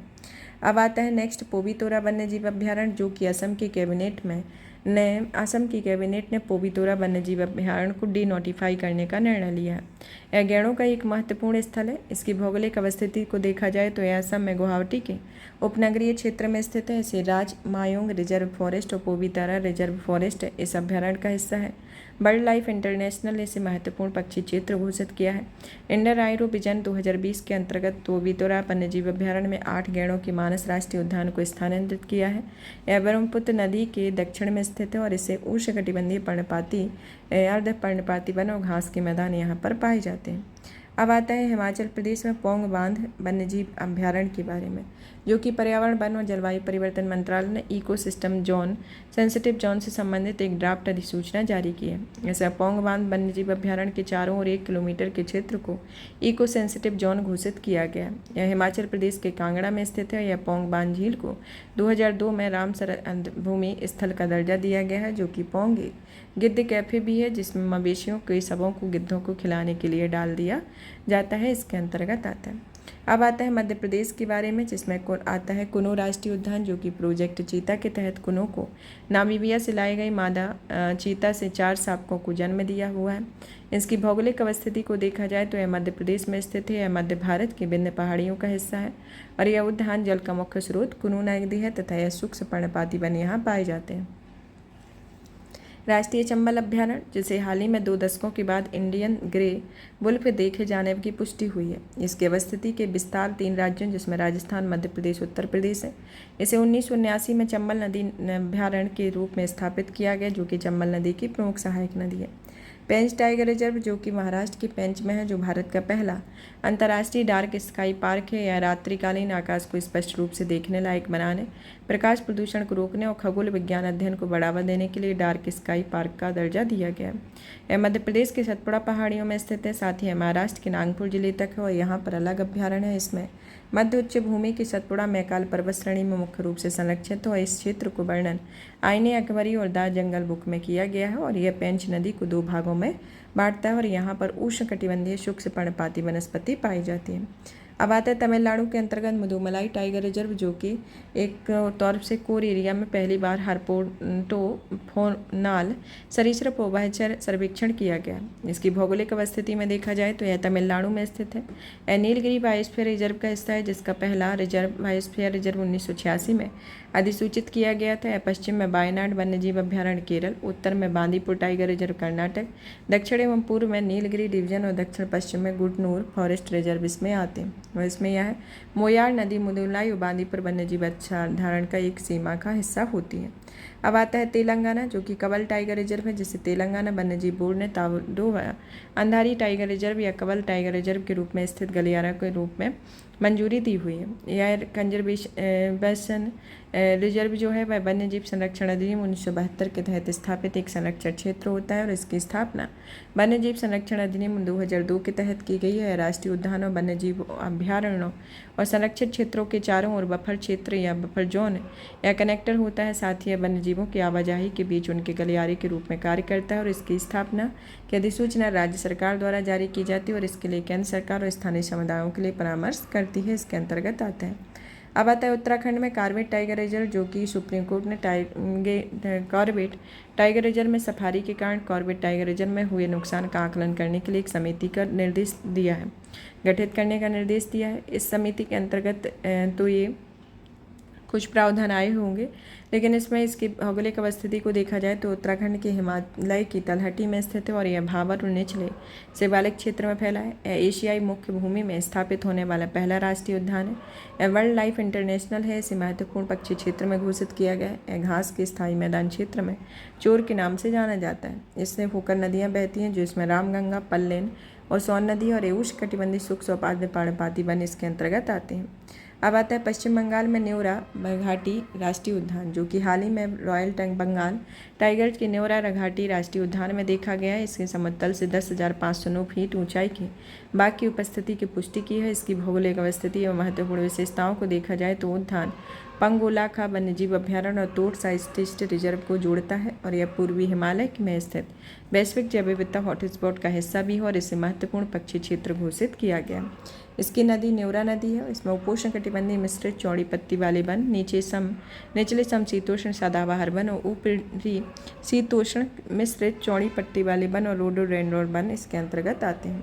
तो इस तरीके से यहाँ पर अब आती हैं सुर्खियों में रही प्रजातियाँ। सुर्खियों में रही प्रजातियों के अंतर्गत देखा जाए तो इसमें वो प्रजातियां शामिल हैं जो वन्यजीव संशोधन अधिनियम 2022 के तहत किए गए संशोधनों के अनुसार साइट्स की परिशिष्ट में आने वाली प्रजातियों को अनुसूची 4 के अंतर्गत शामिल किया गया।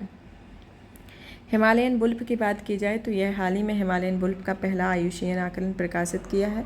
यह पर्यावास यानी आबादी वाले क्षेत्रों में कमी आई हुई है, जिसमें गुणवत्ता में लगातार गिरावट देखी गई है, जो इनकी संख्या में कुल आबादी 2275 से 3792 के बीच है और भारत में इनकी आबादी 227 से 378 के बीच है। इसे आयुषीयन की वल्नरेबल श्रेणी में रखा गया है। वन्य जीव संरक्षण अधिनियम 1972 के अनुसूची 2(1) के अंतर्गत आती है और साइट्स की परिशिष्ट 1 के अंतर्गत यह आती है। फिर आता है भारतीय भेड़िया के बारे में, जो कि हाल ही में लगभग 2 दशकों के बाद राष्ट्रीय चंबल अभ्यारण्य में इंडियन ग्रे वुल्फ को देखे जाने की पुष्टि हुई है, जिसमें लीस्ट कंसर्न श्रेणी के अंतर्गत आता है आयुषीयन की वन्यजीव संरक्षण अधिनियम की अनुसूची 1 में और साइट्स की परिशिष्ट 1 के अंतर्गत आती है। और इनकी विशेषताओं में देखा जाए तो ये झुंड में आपसी तालमेल के साथ शिकार करने वाली मांसाहारी जीव होती हैं, जो सामूहिक व्यवहार को दर्शाती हैं। यह भेड़िए मुख्य रूप से हाउजिंग या आवाज़ के जरिए लंबी दूरी तक आपस में कम्युनिकेट होते हैं। फिर आता है तिब्बती भूरा भालू, जो कि भारत में पहली बार तिब्बती भूरे भालू को सिक्किम में देखा गया है। इसे आयुषीयन की लिस्ट कंसर्न श्रेणी में रखा गया है। इसे वन्यजीव संरक्षण अधिनियम 1972 की अनुसूची 1 में और साइट्स की परिशिष्ट 1 के अंतर्गत आती है। इस तिब्बती नीले भालू के नाम से जानी जाती है, जो कि सर्वाहारी पशु है। यह पौधों और जानवरों दोनों का भक्षण करती है और इसकी शारीरिक विशेषताएं देखा जाए तो यह विशिष्ट भी आकार का सफ़ेद निशान इसके अंतर्गत होता है। फिर आता है बिंटूरोंग्स के बारे में, जो कि असम के कांजीरंगा राष्ट्रीय उद्यान में बिंटूरोंग्स नामक एक नई स्तनधारी प्रजाति को लाया गया। यह आयुषीयन की वल्नरेबल श्रेणी में आती है। इसे वन्यजीव संरक्षण अनुसूची 1 के अंतर्गत आती है और साइट्स के परिशिष्ट 3 में। इसे बेयरकेट, एशियन सिवेट भी कहते हैं। एकांतवासी और रात्रिचर होते हैं, जिनका जीवन काल 18 वर्ष और लंबाई 2.8 फीट होती है। अब आता है छोटे पंजों वाले ऊदबिलाव के बारे में, जो कि असम के कांजीरंगा राष्ट्रीय उद्यान में छोटे पंजे वाले ऊदबिलाव नामक नई स्तनधारी प्रजाति देखी गई है। यह आयुषीयन स्थिति की वल्नरेबल श्रेणी में है। वन्यजीव संरक्षण अधिनियम 1972 की अनुसूची 1 में आता है और साइट्स के परिशिष्ट 1 के अंतर्गत ये शामिल है। अब आता है हॉग डियर या हिरण के बारे में, जो कि पहली बार राजाजी टाइगर रिजर्व में देखी गई है। इसे आयुषीयन की इंडेंजर्ड श्रेणी में रखा गया है वन्यजीव संरक्षण अधिनियम की अनुसूची 2 में और साइट्स के परिशिष्ट 1 में।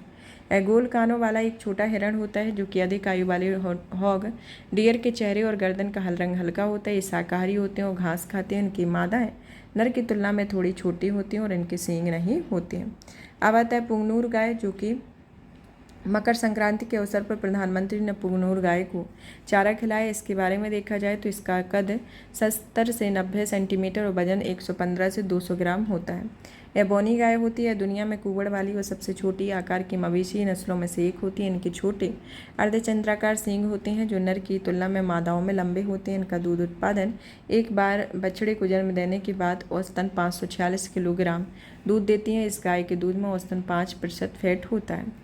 यह पुंगनूर गाय आंध्र प्रदेश के चित्तूर जिले में पुंगनूर ग्राम में स्थानिक नस्ल है और इनकी अनुकूलनशीलता गर्म एवं शुष्क जलवायु होती है। गोल्डन लंगूर, जो कि नवीनतम सर्वेक्षण के अनुसार भारत में लगभग 7396 गोल्डन लंगूर है। इसमें आयुषीयन की इंडेंजर्ड श्रेणी में है। वन्यजीव संरक्षण अधिनियम की अनुसूची 1 में और साइट्स के परिशिष्ट 1 में है। यह ओल्ड वर्ल्ड मंकी के एक बड़े समूह में होती है। यह बंदरों को कोलोबाइंड कहा जाता है और यह कोलोबाइंस पत्ती खाने वाले प्राइमेट होते हैं, जिनका जुगाली करने वाले जानवरों के लिए समान बहुकोष्ठीय पेट होता है। अब आता है इंडियन स्कीमर, जो कि भारत और बांग्लादेश में कन्वेंशन और माइग्रेटरी स्पीसीज के तहत इंडियन स्कीमर को सूचीबद्ध करने के लिए एक संयुक्त प्रस्ताव प्रस्तुत किया है। और इंडियन स्कीमर को इंडियन सीजर्स बिल भी कहा जाता है। इसे आयुषीयन की इंडेंजर्ड स्पीसीज में रखा गया है। यह वन्यजीव संरक्षण अधिनियम 1972 के अनुसूची 1 में है। इंडियन स्कीमर को इंडियन सीजर्स बिल भी कहते हैं। ये बड़े जल से ऊपर उठे बालू वाले तटों और द्वीपों पर कॉलोनी ब्रीडिंग करते हैं और यह हर जल की सतह पर तैरने वाले मछलियाँ, छोटे क्रिटेशियंस और कीड़ों के लार्वा होते हैं। अब आता है लेंटाना कैमारा यानी कि लेंटाना, जो कि एक आक्रामक प्रजाति है। यह भारत में बाघ के पर्यावास के वाले 40% क्षेत्र में पाई गई है। लेंटाना प्रजातियाँ दुनिया की सबसे खतरनाक आक्रामक प्रजातियाँ होती हैं, जो कि एक प्रकार से उष्णकटिबंधीय अमेरिकी झाड़ी है। इसे 1800 के दशक में अंग्रेज भारत में एक सजावटी पौधे के तौर पर लेके आए हुए थे। यह पूरी तरह से इन्हें हटाना मुश्किल है, क्योंकि यह तेज़ी से फैलती है। किसी पौधे पर फैलकर सघन हो जाती है और एलिलोपैथी गुण इनमें होता है। और ये घनी झाड़ियों का रूप ले लेती हैं जो पर्यावास के संरक्षण और माइक्रो हैबिट्स स्थितियों को बदल देती हों तथा वन्य जीवों को आवाजाही को बाधित करती हैं, और इसका उपयोग घाव को ठीक करने, बुखार के इलाज, पेट दर्द आदि में किया जाता है। अब आते हैं हाल ही में खोजी गई प्रजातियां, जैसे कि मेलानो किलामिस द्रौपदी, यह एम द्रौपदी, यह एक तरीके से हेड सील्ड सी स्लग की एक नई समुद्री प्रजाति की पश्चिम बंगाल और उड़ीसा के तटों पर खोज दी गई है। जूलॉजिकल सर्वे ऑफ इंडिया ने इसका नाम देश की राष्ट्रपति श्रीमती द्रौपदी मुर्मू के नाम पर रखा है, जिसमें मेलानो किलामिस द्रौपदी एम द्रौपदी रखा गया है। यह प्रजाति अपना प्रायवास मेलानो किलामिस बेंगालेंसिस के साथ साझा करती है और इसकी खोज 2022 में की गई है। यह आकार में सबसे छोटी होती है और इसका रंग धब्बेदार भूरा काला होता है और इसके पश्च कवच पर रूबी लाल रंग का धब्बा होता है। अब आता है परहयाले ओडियन के बारे में, जो कि शोधकर्ताओं ने उड़ीसा की चिल्का झील में समुद्री एम्फीपोड की एक नई प्रजाति खोजी है और यह चिल्का एशिया की खारे पानी की सबसे बड़ी लूगून है तथा यह प्रजाति का नाम परहयाले ओडियन है और यह भूरे रंग का 13 जोड़े पैर होते हैं। इसे पकड़ने के लिए प्रथम जोड़े का पैर होता है। एम्फीपोड क्रिस्टीना वर्ग से यह संबंधित होती है तथा यह आर्थ्रोपोडा संघ की आकर्षक प्राणी होती हैं, जो कि क्रिस्टेशियस के उदाहरण में केकड़ा, लॉबस्टर, क्रेफिश, झींगा या क्रेल आदि इसके अंतर्गत आते हैं। अन्य संबंधित सुर्खियों में आती है जैसे कि इंटरनेशनल बिग कैट अलायंस के बारे में, कि केंद्रीय मंत्रिमंडल ने इंटरनेशनल बिग कैट अलायंस की स्थापना को मंजूरी दी है। यह IBCA का मुख्यालय भारत में है। यह भारत में 5 वर्षों में 2023-24 से 2027-28 में 150 करोड़ रुपए के प्रारंभिक सहायता प्रदान कर रहा है, जिसमें भारत, ब्राज़ील, नेपाल, बांग्लादेश, मलेशिया सहित 16 देश आधिकारिक तौर पर भारत के नेतृत्व में इसमें शामिल है। नेक्स्ट आता है ग्रेट इंडियन बस्टर्ड के पर्यावासों से गुजरने वाले ट्रांसमिशन लाइन के बारे में, कि सुप्रीम कोर्ट ने ग्रेट इंडियन बस्टर्ड के गैर कार्यकोर पर्यावासों से गुजरने वाली ट्रांसमिशन लाइनों में लगे प्रतीक को हटाने का विचार किया है। यह विशेषज्ञ समिति का गठन किया है। समिति बटलैंड पर्यावासों की जमीन से ऊपर और भूमिगत ट्रांसमिशन लाइनें लाने के लिए व्यवहार्यता और सीमा की जांच करेगी और अप्रैल 2021 में सुप्रीम कोर्ट ने राजस्थान और गुजरात राज्यों के बिजली कंपनियों ने हाई टेंशन बिजली के तारों को भूमिगत करने का आदेश दिया है। इसने ग्रेट इंडियन बस्टर्ड बिजली के तारों में फंसने से बच जाते हैं, इसके अंतर्गत आता है। समिति की अध्यक्षता भारतीय वन्यजीव संस्थान देहरादून के निर्देशक द्वारा की गई है, जिसे 31 जुलाई 2024 को और उससे पहले रिपोर्ट को कोर्ट के सामने पेश किया गया है। इसके अंतर्गत आता है राष्ट्रीय क्षेत्राधिकार से परे क्षेत्रों की जैव विविधता संधि के बारे में, जिसे BBNJ पर blue leaders high level event ने राष्ट्रों में BBNJ संधि की भी पुष्टि करने का आग्रह किया और भारत ने अभी इस संधि पर हस्ताक्षर नहीं किया। Species threat amendment and restoration metric के बारे में, यह स्टार मैट्रिक कार्यक्रम जो कि अंतर्राष्ट्रीय प्रगति संरक्षण मंच ने शुरू किया है और इसके अन्य संगठनों विशेषज्ञों की भागीदारों ने आरंभ किया और इसका अब समुद्री क्षेत्रों में उपयोग करने के लिए विस्तार किया गया है। स्थलीय क्षेत्रों में उपयोग करने के लिए पहली बार 2021 में प्रस्तुत की गई थी। स्टार मैट्रिक्स प्रजातियों द्वारा सामना किए जाने वाले विकलुप्ति के जोखिम और खतरे को परिभाषित करता है, जो संकटग्रस्त प्रजातियों में IUCN की लाल श्रेणी में मौजूदा डेटा का उपयोग करता है। बायोडाइवर्सिटी क्रेडिट अलायंस के बारे में, जो कि Kunming Montreal global biodiversity framework के तहत वित्त पोषित संबंधी लक्ष्यों के लिए बायो क्रेडिट के उपयोग की तेजी से लाने के लिए बल दे रहा है। बायो क्रेडिट जैव विविधता के नुकसान पहुंचाने वाले कारकों से निपटने के लिए एक संभावित तंत्र प्रदान करता है, जो जैव विविधता से संबंधित संरक्षण, पुनर्बहाली और प्रभावी उपायों के वित्त पोषण में मदद करता है। और BCA एक तरीके से स्वैच्छिक अंतर्राष्ट्रीय गठबंधन है और इसके अंतर्गत यह KMGBF का समर्थन करने के लिए विविध हितधारकों के लिए एक प्लेटफॉर्म लाता है। अब आता है वेटलैंड सिटी प्रमाणन, जो कि पर्यावरण, वन और जलवायु परिवर्तन मंत्रालय में रामसर कन्वेंशन के तहत वेटलैंड सिटी प्रमाणन के लिए शहरों को नॉमिनेट किया है। इसमें पहली बार शहरों की सूची में इंदौर, भोपाल और उदयपुर को शामिल किया गया है और यह एक स्वैच्छिक प्रणाली है जिसके तहत शहरी और उपशहरी क्षेत्रों में आर्द्र भूमि के महत्व को स्वीकार किया गया। अब आता है प्रवाल विरंजन और कोरल रीफ ब्लीचिंग के बारे में, कि यह 8 वर्षों में ग्रेट बैरियर रीफ में 5वीं बार सामूहिक कोरल ब्लीचिंग की घटना दर्ज की गई है। ग्रेट बैरियर रीफ, जो कि ऑस्ट्रेलिया के उत्तर पूर्वी तट के साथ 2300 किलोमीटर से अधिक क्षेत्र में विस्तृत है, यह विश्व का सबसे बड़ा कोरल रीफ कॉम्प्लेक्स है। यह प्रशांत महासागर में स्थित है और 1981 में यूनेस्को विश्व धरोहर क्षेत्र में घोषित किया गया। कोरल ब्लीचिंग या प्रवाल विरंजन की घटना तब घटित होती है जब स्वस्थ कोरल समुद्र के तापमान में वृद्धि की वजह से संवेदनशील हो जाती है और इससे ऊतकों में रहने पर जूजेंथिल नामक शैवाल को बाहर निकाल देती है। इस वजह से रंग बिरंगे कोरल रंगहीन हो जाते हैं।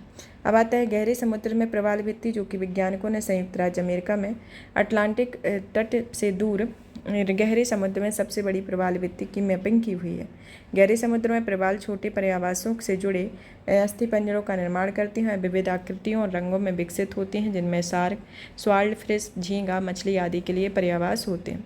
गहरे समुद्र प्रवालों में और उथले जल के प्रवालों के बीच अंतर देखा जाए तो गहरे समुद्र में कम विविधता होती है और उथले में अधिक होती है।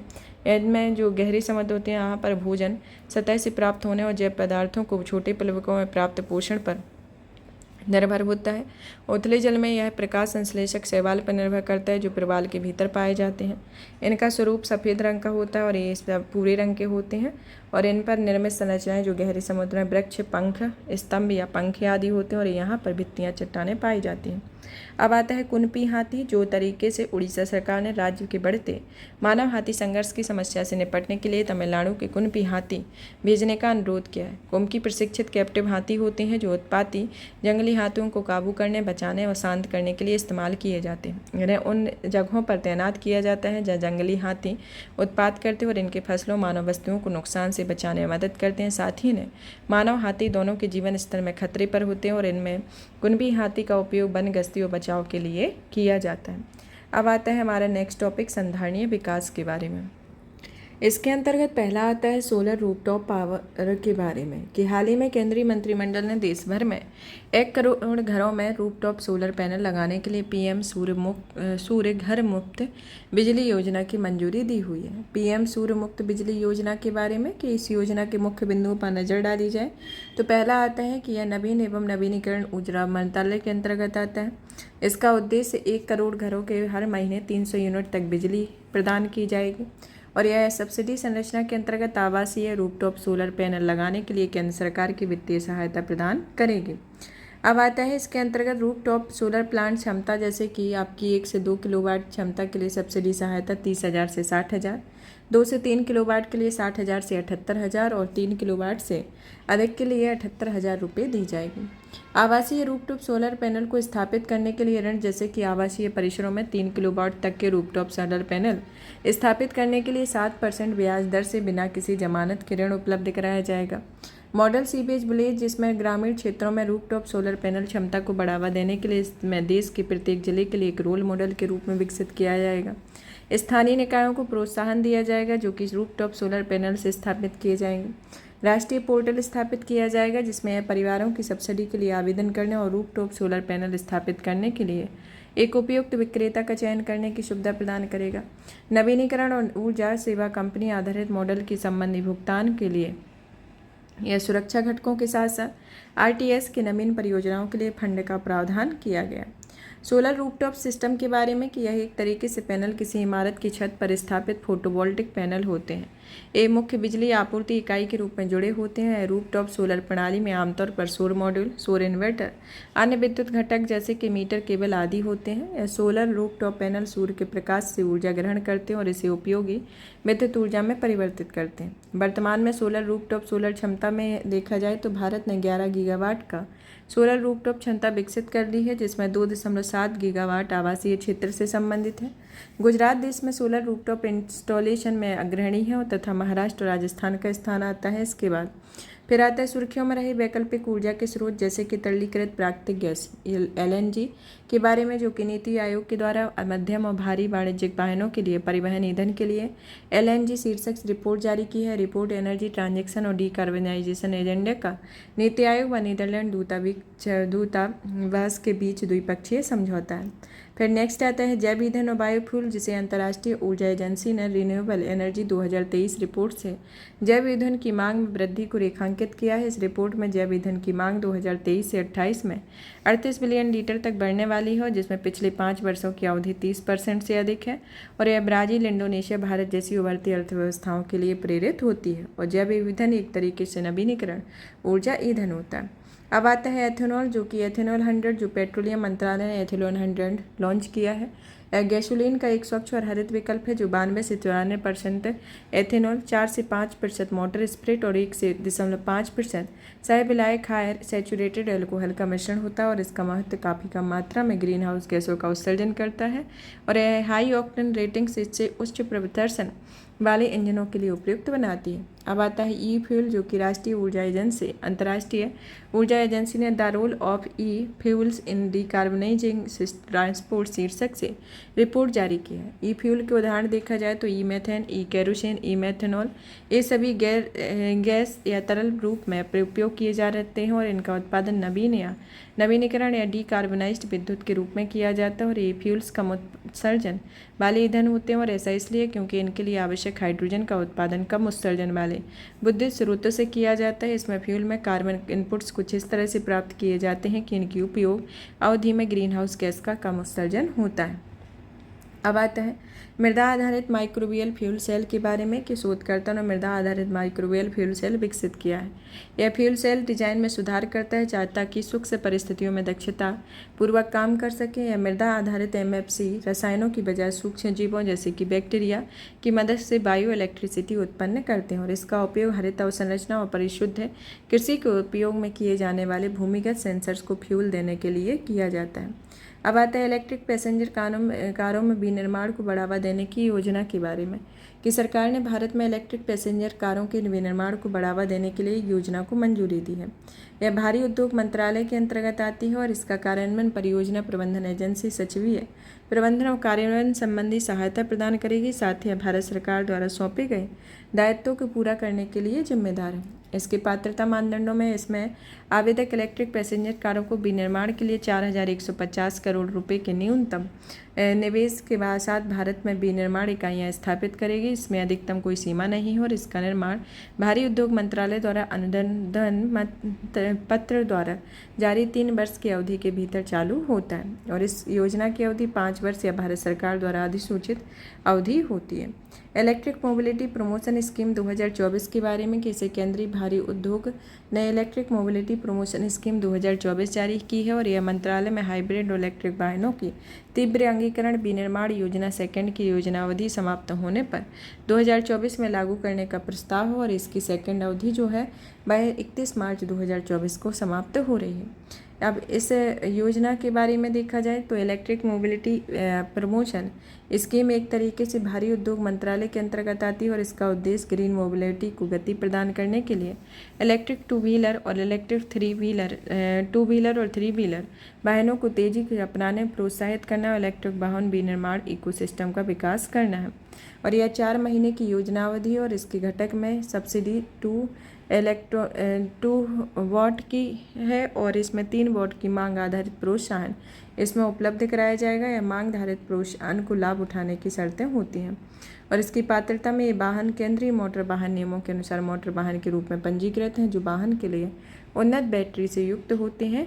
और यह भारी उद्योग मंत्रालय के सचिव की अध्यक्षता में परियोजना कार्यान्वयन और अनुशंसा समिति का गठन किया गया है, इसके अंतर्गत आता है। अब आता है यूरिया गोल्ड के बारे में कि आर्थिक मामलों की मंत्रिमंडलीय समिति ने यूरिया गोल्ड को बाजार में लाने की मंजूरी दी है। यूरिया गोल्ड जो देखा जाए तो यह एक तरीके से सल्फर लेपित यूरिया उर्वरक होता है जिसमें जैविक उर्वरक नहीं है और इसे सामान्यतः पहले से गर्म किए गए यूरिया के दानों को पिघले हुए सल्फर के साथ कोटिंग करके तैयार किया जाता है। इसका लाभ सल्फर कोटिंग खेतों में नाइट्रोजन की अधिक दक्षता में आपूर्ति सुनिश्चित करना है। इससे अधिक समय तक पौधों को पोषक तत्व प्राप्त होते रहते हैं। इससे पौधों को लंबे समय तक हरा भरा रखने की मदद मिलती है। और भारतीय कृषि अनुसंधान परिषद के अध्ययन के अनुसार SCO के उपयोग में यूरिया की खपत में 25% कमी आई है। यह पर्यावरण अनुकूलन उर्वरकों के क्षेत्र में सरकार की अन्य पहल का समर्थन करता है। EFS के बारे में देखा जाए तो यह एक तरीके से नाइट्रोजन ऑक्साइड तक का कम उत्सर्जन करती है जो NOx के अंतर्गत NO, NO2 से जितने भी रसायन होते हैं उनका उत्सर्जन कम करती है। ये जल को रोक कर रखती है तथा मृदा की जल धारण क्षमता को बढ़ाती है, जैविक पदार्थों में वृद्धि करती है और मृदा के pH मान को बनाए रखने में मदद मिलती है इसके अंतर्गत। अब आता है पृथ्वी विज्ञान योजना के बारे में कि केंद्रीय मंत्रिमंडल ने पृथ्वी विज्ञान मंत्रालय के तहत पृथ्वी विज्ञान योजना को मंजूरी दी है। यह योजना अवधि 2021 से 2026 है। इसका उद्देश्य पृथ्वी विज्ञान मंत्रालय से संबंधित पहलुओं के लिए समग्र रूप से समझना, वैज्ञानिक ज्ञान को समाज के लाभ के लिए उपयोग करना है। पृथ्वी पर प्रणाली विज्ञान पृथ्वी प्रणाली के सभी 5 घटक जिसमें वायुमंडल, जलमंडल, भूमंडल, क्रायोस्फीयर, जैवमंडल सभी उनकी जटिल अंतःक्रिया से संबंधित होते हैं। इनके घटक में जारी देखा जाए तो इसकी 5 उपयोजना हैं, जैसे कि atmospheric and climate research modelling, observing system and services, ocean services modelling, application resources and technology है, जिसके उद्देश्य में आता है कि महासागर क्षेत्रों में उपयोग की जाने वाली प्रौद्योगिकियों का विकास, और इसमें प्रौद्योगिकियों जो सेवाओं के लिए जो विकास किया जा रहा है वो समुद्र तटीय परिवेश में अनुसंधान एवं विकास को बढ़ावा देने के संदर्भ में आता है। Polar science and cryosphere reserve है, सिस्मोलॉजी एंड जियो साइंस आता है, research education training and outreach इसके अंतर्गत आती है। अन्य संबंधित सुर्खियों के अंतर्गत देखा जाए तो इसमें पहली आती है अल्जीयर्स घोषणा के पत्र के बारे में, कि अल्जीरियस घोषणा पत्र को GECF का 7वां शिखर सम्मेलन अल्जीरियस घोषणा पत्र अपनाने का लक्ष्य रखा है। इसका लक्ष्य प्राकृतिक गैस के एक वहनीय और विश्वसनीय ऊर्जा स्रोत के रूप में इस्तेमाल करना और सतत प्राकृतिक गैस प्रौद्योगिकियों का उपयोग करना है। इसका मुख्यालय दोहा कतर में है और यह एक अंतर सरकारी संगठन है जो कि विश्व के प्रमुख गैस निर्यातक देश होते हैं। इसमें अल्जीरिया, बोलीविया, मिस्र, इक्वेटोर गिनी, ईरान, लीबिया, नाइजीरिया, कतर, रूस, त्रिनाद, संयुक्त अरब अमेरिका, वेनेजुएला आते हैं। इसमें भारत ना तो इसका सदस्य ना ही इसका पर्यवेक्षक होता है। फिर आता है financing agrochemical reduction and management कार्यक्रम के बारे में, जो कि वैश्विक पर्यावरण सुविधा द्वारा वित्त पोषित financing agrochemical reduction and management कार्यक्रम की शुरुआत की गई है। इसमें 379 मिलियन डॉलर की प्रतिपोषण की वाली एक पहल इस कार्यक्रम के तहत निम्नलिखित एक वित्तीय प्रोत्साहन प्रदान करता है। इस कार्यक्रम की अवधि 5 वर्ष की होती है, जो कि स्थायी जैविक प्रदूषकों से युक्त एग्रोकेमिकल और एग्रोप्लास्टिक के उपयोग को चरणबद्ध तरीके से समाप्त करने वाली सरकारी नियमों को और बेहतर प्रबंधन को मानकों को अपनाना होता है। फर्म के सदस्य में भारत, इक्वाडोर, केन्या, लाओ, PDR, फिलीपींस, उरुग्वे और वियतनाम देश इसमें अंतर्गत शामिल हैं। अब आता है एनर्जी चार्टर ट्रीटी के बारे में, कि यूनाइटेड किंगडम ने जीवाश्म ईंधन को बढ़ावा देने के लिए एक पुरानी संधि अर्थात एनर्जी चार्टर ट्रीटी को त्यागने का निर्णय लिया है। एनर्जी चार्टर ट्रीटी ऊर्जा का सहयोग एक ऐसा बहुपक्षीय फ्रेमवर्क प्रदान करती है जो अंतर्राष्ट्रीय कानूनों के लिए विशिष्ट है। यह संधि कानूनी रूप से अप्रैल 1998 में लागू की गई थी और इसका उद्देश्य खुले और प्रतिस्पर्धी ऊर्जा बाजारों के संचालन के लिए ऊर्जा सुरक्षा को बढ़ावा देना है। साथ ही इसमें ऊर्जा संसाधनों पर सतत विकास और संप्रभुता के सिद्धांत का सम्मान भी करता है, जिसमें 53 हस्ताक्षरकर्ता और अनुबंधकर्ता पक्षकार हैं और भारत इसका पक्षकार नहीं है। ग्रीन फ्यूल से अलायंस इंडिया के बारे में, कि डेनमार्क ने ग्रीन फ्यूल्स अलायंस इंडिया पहल की घोषणा की है।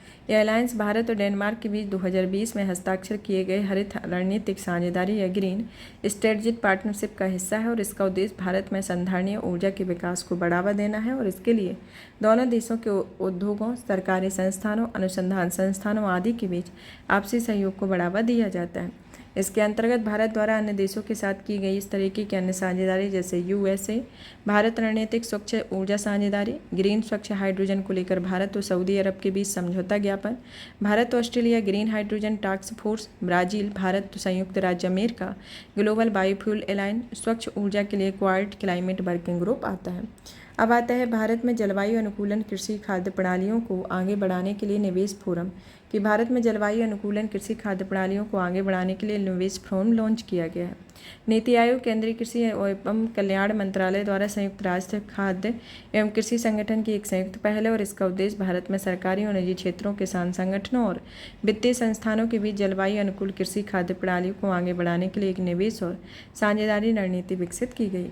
राज्य ऊर्जा दक्षता सूचकांक के बारे में, कि यह ऊर्जा दक्षता सूचकांक राज्य ऊर्जा दक्षता सूचकांक 2023 जारी किया गया है और यह alliance for in energy efficient economy के सहयोग से राज्य ऊर्जा दक्षता सूचकांक को विकसित किया गया है और यह सूचकांक देश के 36 राज्यों और केंद्रशासित प्रदेशों में ऊर्जा दक्षता पहलों के प्रदर्शन के आकलन के लिए 7 मांग आधारित क्षेत्रकों और 65 संकेतकों का उपयोग किया गया है। ये एक 7 क्षेत्रक है जिसमें भवन, उद्योग, नगरपालिका सेवाएं, परिवहन, कृषि, विद्युत वितरण कंपनी और क्रॉस सेक्टर पहले आती हैं। अब आता है स्वच्छ और हरित गांव के बारे में, कि पंचायती राज मंत्रालय सौर ऊर्जा को अपनाने और बढ़ावा देने के लिए स्वच्छ और हरित गांव को प्राथमिकता दी है। केंद्रीय पंचायत राज मंत्रालय ने ग्राम पंचायत विकास योजना में 9 थीम अपनाए हैं जिसमें स्वच्छ और हरित गांव 5वीं थीम है। स्वच्छ और हरित गांव निम्नलिखित लक्ष्य हैं कि ग्रामीण क्षेत्रों में चक्रीय अर्थव्यवस्था के लाभों को अपनाना, संधारणीय गांवों का विकास करना, संयुक्त राष्ट्र के सतत विकास लक्ष्यों के उद्देश्यों को प्राप्त करना, जिसमें SDG 7, SDG 13 आती है। 7 के अंतर्गत बहने और स्वच्छ ऊर्जा को अपनाना है और 13 के अंतर्गत जलवायु परिवर्तन और उसके प्रभावों से निपटने के लिए तत्काल कार्यवाही करना है। स्वच्छ और हरित गांव के तहत कार्यवाही के 10 क्षेत्रकों की पहचान की गई, जिसमें खुले में शौच मुक्त होना, स्वच्छ एवं हरित विद्यालय, स्वच्छ एवं हरित आंगनबाड़ी, जैविक खेती को बढ़ावा देना, स्थानीय समितियों को मजबूत करना आदि होता है। अब आता है लघु पैमाने के तरलीकृत प्राकृतिक गैस के बारे में, जिसमें जिसे small scale liquefied natural gas इकाई कहा जाता है। गेल इंडिया लिमिटेड ने देश की पहली लघु पैमाने की तरलीकृत प्राकृतिक गैस इकाई स्थापित की है। इसे आमतौर पर औद्योगिक और व्यावसायिक उपभोक्ता को LNG की तरल और सुपर कूल्ड स्वरूप उसकी आपूर्ति करती है। पाइपलाइन कनेक्टिविटी नहीं होती और इसकी आपूर्ति विशेष ट्रकों और छोटे जलयानों के माध्यम से की जाती है। हरित नौका पहल, जो कि प्रधानमंत्री ने स्वदेशी ग्रीन हाइड्रोजन फ्यूल सेल से चलने वाला भारत का पहला अंतर्देशीय जलमार्ग पथ लॉन्च किया है। इसका निर्माण कोचीन से प्यार ने किया हुआ है। यह हरित नौका पहल का उद्देश्य हरित जहाज़ों को अपनाकर समुद्री परिदृश्य को बदलना और हरित इकोसिस्टम को अपनाना होता है। अब आता है आपदा प्रबंधन, जो इसका 5th टॉपिक है, जिसमें आता है भारत मौसम विज्ञान विभाग के बारे में कि हाल ही में भारत मौसम विज्ञान विभाग ने अपनी स्थापना की 150वीं वर्षगांठ मनाई है। 1875 में इसे स्थापित किया गया था और ये देश में राष्ट्रीय मौसम विज्ञान सेवा है। साथ ही यह WMO के 6 क्षेत्रीय विशिष्ट मौसम विज्ञान केंद्रों में से एक है। यह पृथ्वी विज्ञान मंत्रालय के अंतर्गत कार्य करता है। इसका मुख्यालय नई दिल्ली है और इसमें 6 क्षेत्रीय मौसम विज्ञान केंद्र है। मौसम पूर्वानुमान में उपलब्धियों को देखा जाए तो यह डॉपलर वेदर रडार की संख्या में वृद्धि के साथ पूर्वानुमान की गुणवत्ता में सुधार करता है तथा संयुक्त राष्ट्र ने 2020 में ISO पर चक्रवात अम्फान और 2023 में मोचा के दौरान IMD द्वारा दी गई प्रारंभिक चेतावनियों की सेवाओं की सराहना की हुई थी। IMD द्वारा शुरू की गई पहलों को देखा जाए तो इसमें पहला आता है national framework on climate services, जो कि विश्व मौसम विज्ञान संगठन द्वारा शुरू की गई पहल पर आधारित है और इसका लक्ष्य एक प्लेटफॉर्म स्थापित करना है जो कृषि, ऊर्जा, आपदा प्रबंधन, स्वास्थ्य और जल जैसे क्षेत्रों में उपयोगी जलवायु संबंधी जानकारी सेवाएं प्रदान करे।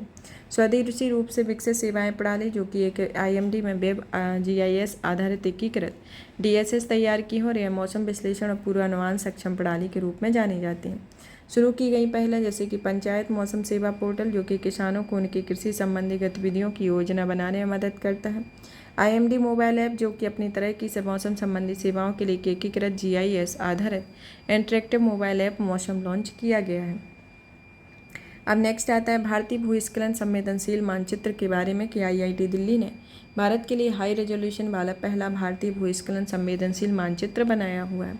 इस मानचित्र के संदर्भ में देखा जाए तो यह भविष्य में भूस्खलन की घटनाओं की संभावनाओं के आधार को भौगोलिक क्षेत्रों को अलग अलग जोन में बांटा गया। इसकी मुख्य विशेषताओं में आता है कि इस मानचित्र के मॉडल में भूस्खलन की घटना के लिए 16 कारक हैं, जिसमें ऊंचाई, ढलान, मृदा की संरचना, सड़क की दूरी, नदी से तट निकटता, वनस्पति आवरण, वर्षण आदि शामिल होते हैं। हाई स्पेशियल रेजोल्यूशन मैपिंग, जो कि 95% से अधिक सटीकता के साथ 100 मीटर या स्पेशियल रेजोल्यूशन प्रदान करता है और इस मानचित्र में देश को भूस्खलन की संभावना के आधार पर 5 क्षेत्रों में बांटा गया और भारत में भूस्खलन की संवेदनशील मानचित्र के उजागर करने पर मुख्य बिंदु आते हैं कि भारत को 13.17% भौगोलिक क्षेत्र भूस्खलन के प्रति संवेदनशील है और 4.75% भौगोलिक क्षेत्र को भूस्खलन के प्रति अति उच्च संवेदनशील के रूप में वर्गीकृत किया गया। यहाँ पर एक तरीके से स्थिति दिखाई गई है, जहाँ पर ये रेड तरह का सिंबल है वह बहुत अधिक है, अधिक इस तरीके से है, और मध्यम में येलो कलर का है और कम में इस तरीके का है, और जो कि इस वाले क्षेत्र में भी और बहुत कम में ये ब्लू कलर का है जो वेरी लो है। तो ये अवस्थिति है, यहाँ पर सर्वाधिक है, यहाँ पर सर्वाधिक है, यहाँ पर सर्वाधिक और इसके तटीय क्षेत्रों में सर्वाधिक है। तो इस तरीके से ये अवस्थिति और इन कलर के हिसाब से आप देख सकते हैं कि कहाँ पर के भूस्खलन का विवरण सर्वाधिक भूस्खलन होता है। अन्य संबंधित सुर्खियों में आता है, जिसमें आती है पहली मौसम सूचना नेटवर्क और डेटा सिस्टम के बारे में कि कृषि और किसान कल्याण मंत्रालय ने दीर्घकालीन हाइपर लोकल मौसम डेटा ग्रहित संचित करने के लिए मौसम विज्ञान सूचना डेटा सिस्टम शुरू किया। बिन्स के तहत इसके तहत देश में विभिन्न मौसम अवलोकन प्रणालियों में एकत्र किए गए मौसम संबंधी डेटा राष्ट्रीय स्तर पर बिन्स पोर्टल को लॉन्च किया गया है, मतलब कि एकीकृत किया गया है, जिसमें 2 लाख से अधिक ग्राउंड स्टेशन स्थापित किए जाएंगे। बाढ़ प्रबंधन और सीमा क्षेत्र कार्यक्रम के बारे में, जो कि केंद्रीय मंत्रिमंडल ने बाढ़ प्रबंधन और सीमा क्षेत्र कार्यक्रम को जारी करने की मंजूरी दी है और यह 2021 से 22 और 2025 से 26 अर्थात 5 वर्ष की अवधि के लिए FMBAP को मंजूरी दी है और यह योजना 11वीं पंचवर्षीय योजना के दौरान की गई है। इस योजना की मुख्य विशेषताओं में देखा जाए तो यह केंद्र प्रायोजित योजना है। यह जल शक्ति मंत्रालय के अंतर्गत आती है। यह बाढ़ प्रबंधन कार्यक्रम में जिसमें बाढ़ नियंत्रण, कटाव रोधी, जल निकासी विकास, समुद्री अपरदन रोधी आदि से संबंधित महत्वपूर्ण कार्य शामिल है। फंडिंग पैटर्न में के और 8 पूर्वोत्तर राज्यों और पहाड़ी राज्यों में 90:10 के अनुपात में वित्त पोषित होता है और शेष राज्यों में 60:40 के अनुपात में होती है। अब आता है हमारा नेक्स्ट टॉपिक भूगोल के बारे में। इसके अंतर्गत ये छठा मेजर टॉपिक है। भूगोल के अंतर्गत देखा जाए तो इसमें आता है ट्रिपल डीप ला नीना के बारे में, कि एक हालिया अध्ययन से पता चला है कि एक दुर्लभ परिघटना ट्रिपल डीप ला नीना से भारतीय प्रायद्वीप और उत्तर भारत की गुणवत्ता असामान्य रूप से प्रभावित हुई है। 2022-23 में सर्दियों से ट्रिपल डीप ला अंतिम चरण के दौरान भारत की वायु गुणवत्ता में एक नई प्रवृत्ति देखने को मिली है कि प्रायद्वीपीय भारत में खराब वायु गुणवत्ता और उत्तर भारत की वायु गुणवत्ता में सुधार। ट्रिपल डीप ला के बारे में जहाँ देखा जाए तो यह एक तरीके से दुर्लभ परिघटना है।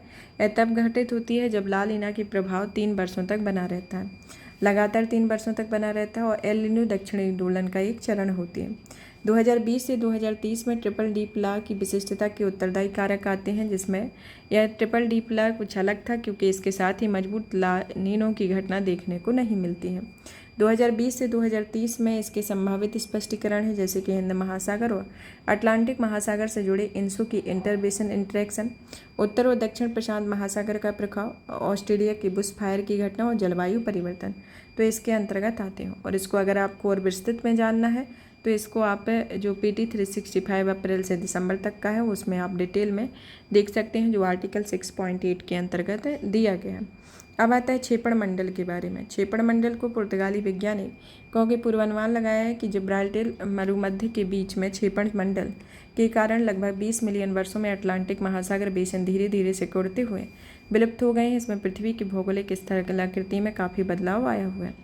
अटलांटिक महासागर के पहले से ही 2 पूर्ण विकसित सबडक्शन जोन मौजूद हैं, जो कि लेसर एंटिलीज और स्कोटिया ऑर्क्स हैं, और ये तीनों सबडक्शन जोन जिब्राल्टर आर्क के विकास की गति में पिछले कुछ वर्षों में काफ़ी धीमी हुई है और इस दुविधा का बढ़ावा मिला है जो कि सक्रिय है या नहीं। इसके अंतर्गत देखा जाए तो यह नवीनतम के आधार पर इसमें जिब्राल्टर सबडक्शन अभी भी सक्रिय हो, यह पश्चिम की ओर अटलांटिक महासागर की गति करेगा। जिब्राल्टर जल मरुमध्य के नीचे सबडक्शन जोन या क्षेपण मंडल की धीमी गति के बावजूद विशेषज्ञों का मानता है कि बढ़ते हुए अटलांटिक महासागर के अन्य हिस्सों में फैल सकती है और यह सबडक्शन इंजेक्शन के रूप में कार्य करती है। प्लेट सीमाओं के इसमें प्रकार बताए गए हैं, जैसे अभिसरण सीमा, अपसारी सीमा, अभिसरण सीमा और रूपांतरित सीमा है, जो कि इस अवस्थिति को एक तरीके से महाद्वीपीय भूपरपटी और महासागरीय भूपरपटी के अंतर्गत एक प्लेट विवर्ती की घटना को बताया गया है। अब आता है इसके अंतर्गत अन्य संबंधित सुर्खियों में, जैसे कि हम्बोल्ट एनिग्मा के बारे में, कि यह तथ्य अलेक्जेंडर वॉन हम्बोल्ट द्वारा प्रस्तावित किया गया था। यह पर्वतीय क्षेत्रों में उष्णकटिबंधीय क्षेत्रों की तुलना में अधिक जैव विविधता पाई जाती है। दुनिया के उष्णकटिबंधीय क्षेत्रों में अधिक उत्पादकता और जैव विविधता पाई जाती है, इसमें पारंपरिक मान्यता के तौर पर बताया गया। आर्कटिक सर्कमपोलर के प्लांट करंट के बारे में, जो कि समुद्र से नेतल से ऊपर उठी जलमग्न पर्वत श्रेणी की खोज है, जो कि यह पर्वत अटलांटिका अंटार्कटिका सर्कमपोलर करंट के अंदर छिपी हुई है। इसमें विश्व की सबसे प्रबल समुद्री धारा है। यह दक्षिणी महासागर के क्षेत्र में खोजी गई है और ACC एकमात्र धारा है जो कि संपूर्ण विश्व में प्रवाहित होती है और आर्कटिक महाद्वीप को घेरे हुए है, जिसमें अटलांटिक महासागर, हिंद महासागर और प्रशांत महासागर दक्षिणी भागों से होकर पूर्वी की ओर बहते हैं।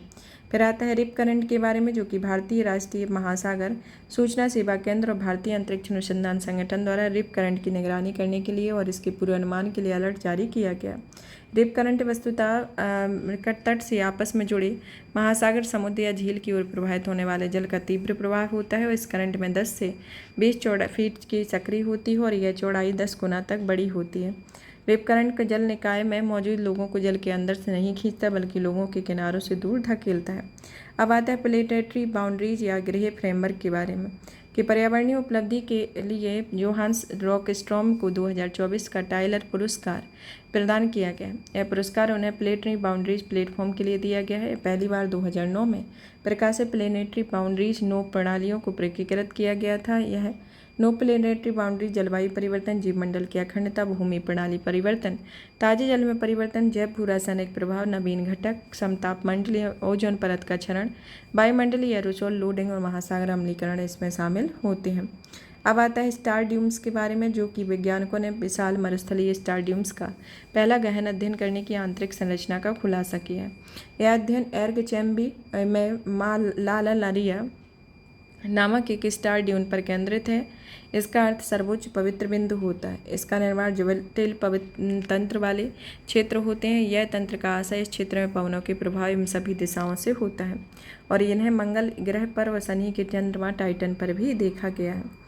अब आता है एंथ्रोपोसेन युग, जो कि मानव युग। इस युग में भूगर्भिक टाइम स्केल में एंथ्रोपोसेन युग की शुरुआत की घोषणा करने का प्रस्ताव खारिज कर दिया और यह भूगर्भिक कालखंड का एक अनौपचारिक अवधि और यह पृथ्वी के इतिहास में सबसे हालिया अवधि का वर्णन करता है, जो कि औद्योगिकीकरण के बाद मानव गतिविधियों में पृथ्वी की जलवायु और पारिस्थितिकी तंत्र पर महत्वपूर्ण प्रभाव डाला हुआ है।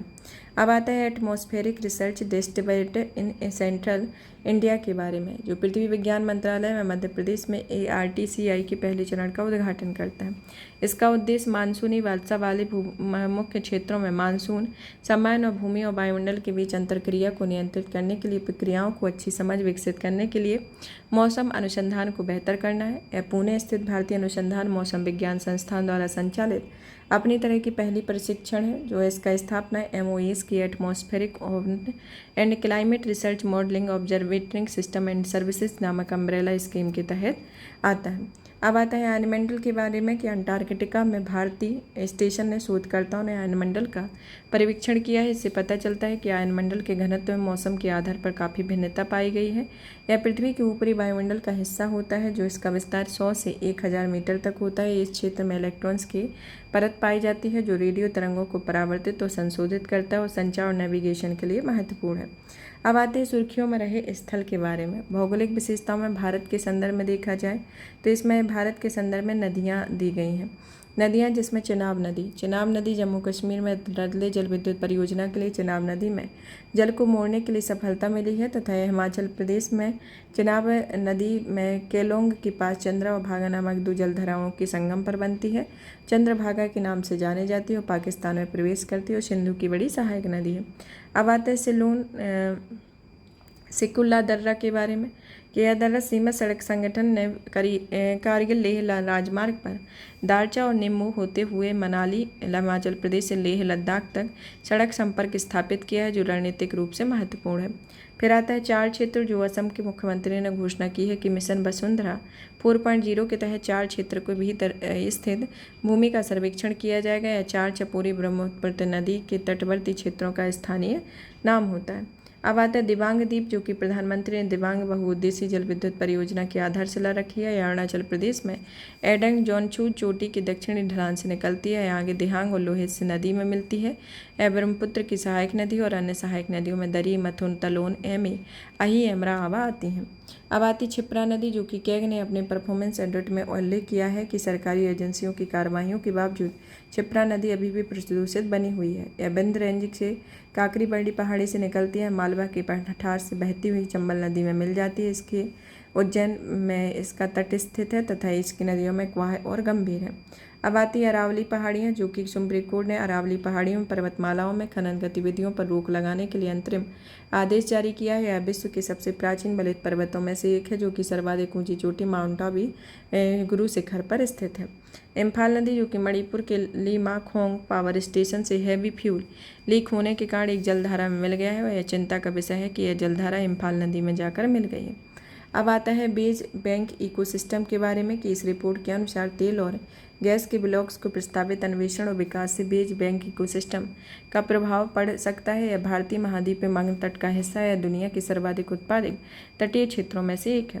कोडरमा जिला झारखंड, जो कि कोडरमा जिले का एक बल्चर रेस्टोरेंट स्थापित किया गया है, जिसका उद्देश्य बीमार मवेशियों के इलाज के इस्तेमाल होने वाले डाइक्लोफेनक जैसी दवाओं के प्रतिकूल प्रभाव से गिद्धों को बचाना। और इस तरह के रेस्टोरेंट महाराष्ट्र के रायगढ़, गढ़चिरौली और नासिक जिले में हिमाचल प्रदेश के कांगड़ा जिले में स्थापित किए गए। अब आता है सुर्खियों में रहे अंतर्राष्ट्रीय स्थल, जिसमें आती है आपकी सबसे पहले ग्रेट लेक्स कि यह उत्तरी अमेरिका में ग्रेट लेक्स को लगातार दूसरे वर्ष औसत से काफ़ी कम हिमावरण दर्जा किया गया। ग्रेट लेक्स में आती हैं superior, Michigan, Huron, eri, Ontario झीलें हैं, जो कि ये झीलें मिलकर पृथ्वी में सबसे बड़ी ताज़ा या सतही जल प्रणाली बनाती हैं। मिशिगन झील को छोड़कर शेष सभी झीलें कनाडा और संयुक्त राज्य अमेरिका की एक प्राकृतिक सीमा का निर्धारण करती हैं। अब आती है पनामा नहर, जो कि भीषण सूखे का सामना कर रही है और यह नहर अटलांटिक महासागर को प्रशांत महासागर से जोड़ती है और इसका निर्माण संयुक्त राज्य अमेरिका ने कराया था। और यह आरंभ में इसके उद्घाटन 1914 के बाद संयुक्त राज्य अमेरिका का नियंत्रण था। 1999 में अमेरिका में यह नियंत्रण पनामा को सौंप दिया। अब आती है रेटना झील या लेक रोज या पिंक लेक या सेनेगल, जो कि राजधानी डैकर में है, कि नाइट्रेट के स्तर में अचानक वृद्धि के कारण यह झील सूखने की कगार पर है। शैवाल की उपस्थिति के कारण इसका रंग पिंक हो गया है। तो ये अंतर्राष्ट्रीय स्थल है जो कि सुर्खियों में रहे। अब सुर्खियों में रहे और भी स्थल हैं, जैसे कि कंबोडिया, जिसकी राजधानी नोम पे है, जिसमें भारत ने कंबोडिया में बाघों को पुनः बसाने की योजना बना रही है। इस विशेष ध्यान में देखते हुए जैव विविधता संरक्षण पर कंबोडिया के साथ समझौता ज्ञापन पर हस्ताक्षर किए गए। मैक्सिको राजधानी मैक्सिको सिटी है, जिसमें डे 0 की स्थिति बन गई है। फिर आता है कैमरून, जिसे नागोया प्रोटोकॉल अपनाया गया है। प्रोटोकॉल आनुवंशिक संसाधनों तक पहुंच और उनके उपयोग से उत्पन्न लाभों को उचित और न्यायसंगत तरीके के साझाकरण पर केंद्रित है। बेल्जियम इसे इकोसाइट्स और राष्ट्रीय अंतर्राष्ट्रीय अपराध के रूप में स्वीकार करने वाला यूरोप का पहला देश है। इसे इकोसाइट पर्यावरण संबंधी व्यापक और दीर्घकालिक नुकसान है, जो कि अमेरिकी जीव विज्ञान ऑर्थन गलेस्टन ने 1970 में किया हुआ था। तो इस तरीके से है। अब यहाँ पर ये टॉपिक फिनिश होता है। आपका एनवायरनमेंट का जो टॉपिक है वह फिनिश होता है। नेक्स्ट क्लास में नेक्स्ट टॉपिक आएगा। अभी ये जो आपका PT 365 अप्रैल से दिसंबर तक का जो चलाया गया था, उसमें state of the rhino report 2023 में कुछ संशोधन करना है। इसमें ये झीलें जो दी गई हैं, इसमें रामसर स्थल के रूप में उल्लेखित किया गया है, जो कि रामसर स्थल में नहीं है, पुलकट झील में। मतलब कि कुछ एरर मिस्टेक हैं इसमें। इस तरीके से पेज और उसके जो आर्टिकल नंबर हैं उनको बताया गया है, तो आप इसको अपडेट कर लेंगे। आप इस सेशन को ज़्यादा से ज़्यादा शेयर करें, वीडियो को लाइक करें, चैनल को सब्सक्राइब करें, ताकि और भी अच्छे वीडियो लाए जा सकें। PDF प्राप्त करने के लिए आप हमारे Telegram channel UPSC PSC with Diksha को ज्वाइन कर सकते हैं, जहां पर इसकी PDF प्राप्त हो जाएगी। अगर आपने इसके पहले के सेशन नहीं देखे हैं, तो इसके जो सेशन आपके PT 365 के हैं उनको देख सकते हैं, और इसी के सब्जेक्ट वाइज जो चलाए गए हैं उनको भी आप देख सकते हैं। धन्यवाद।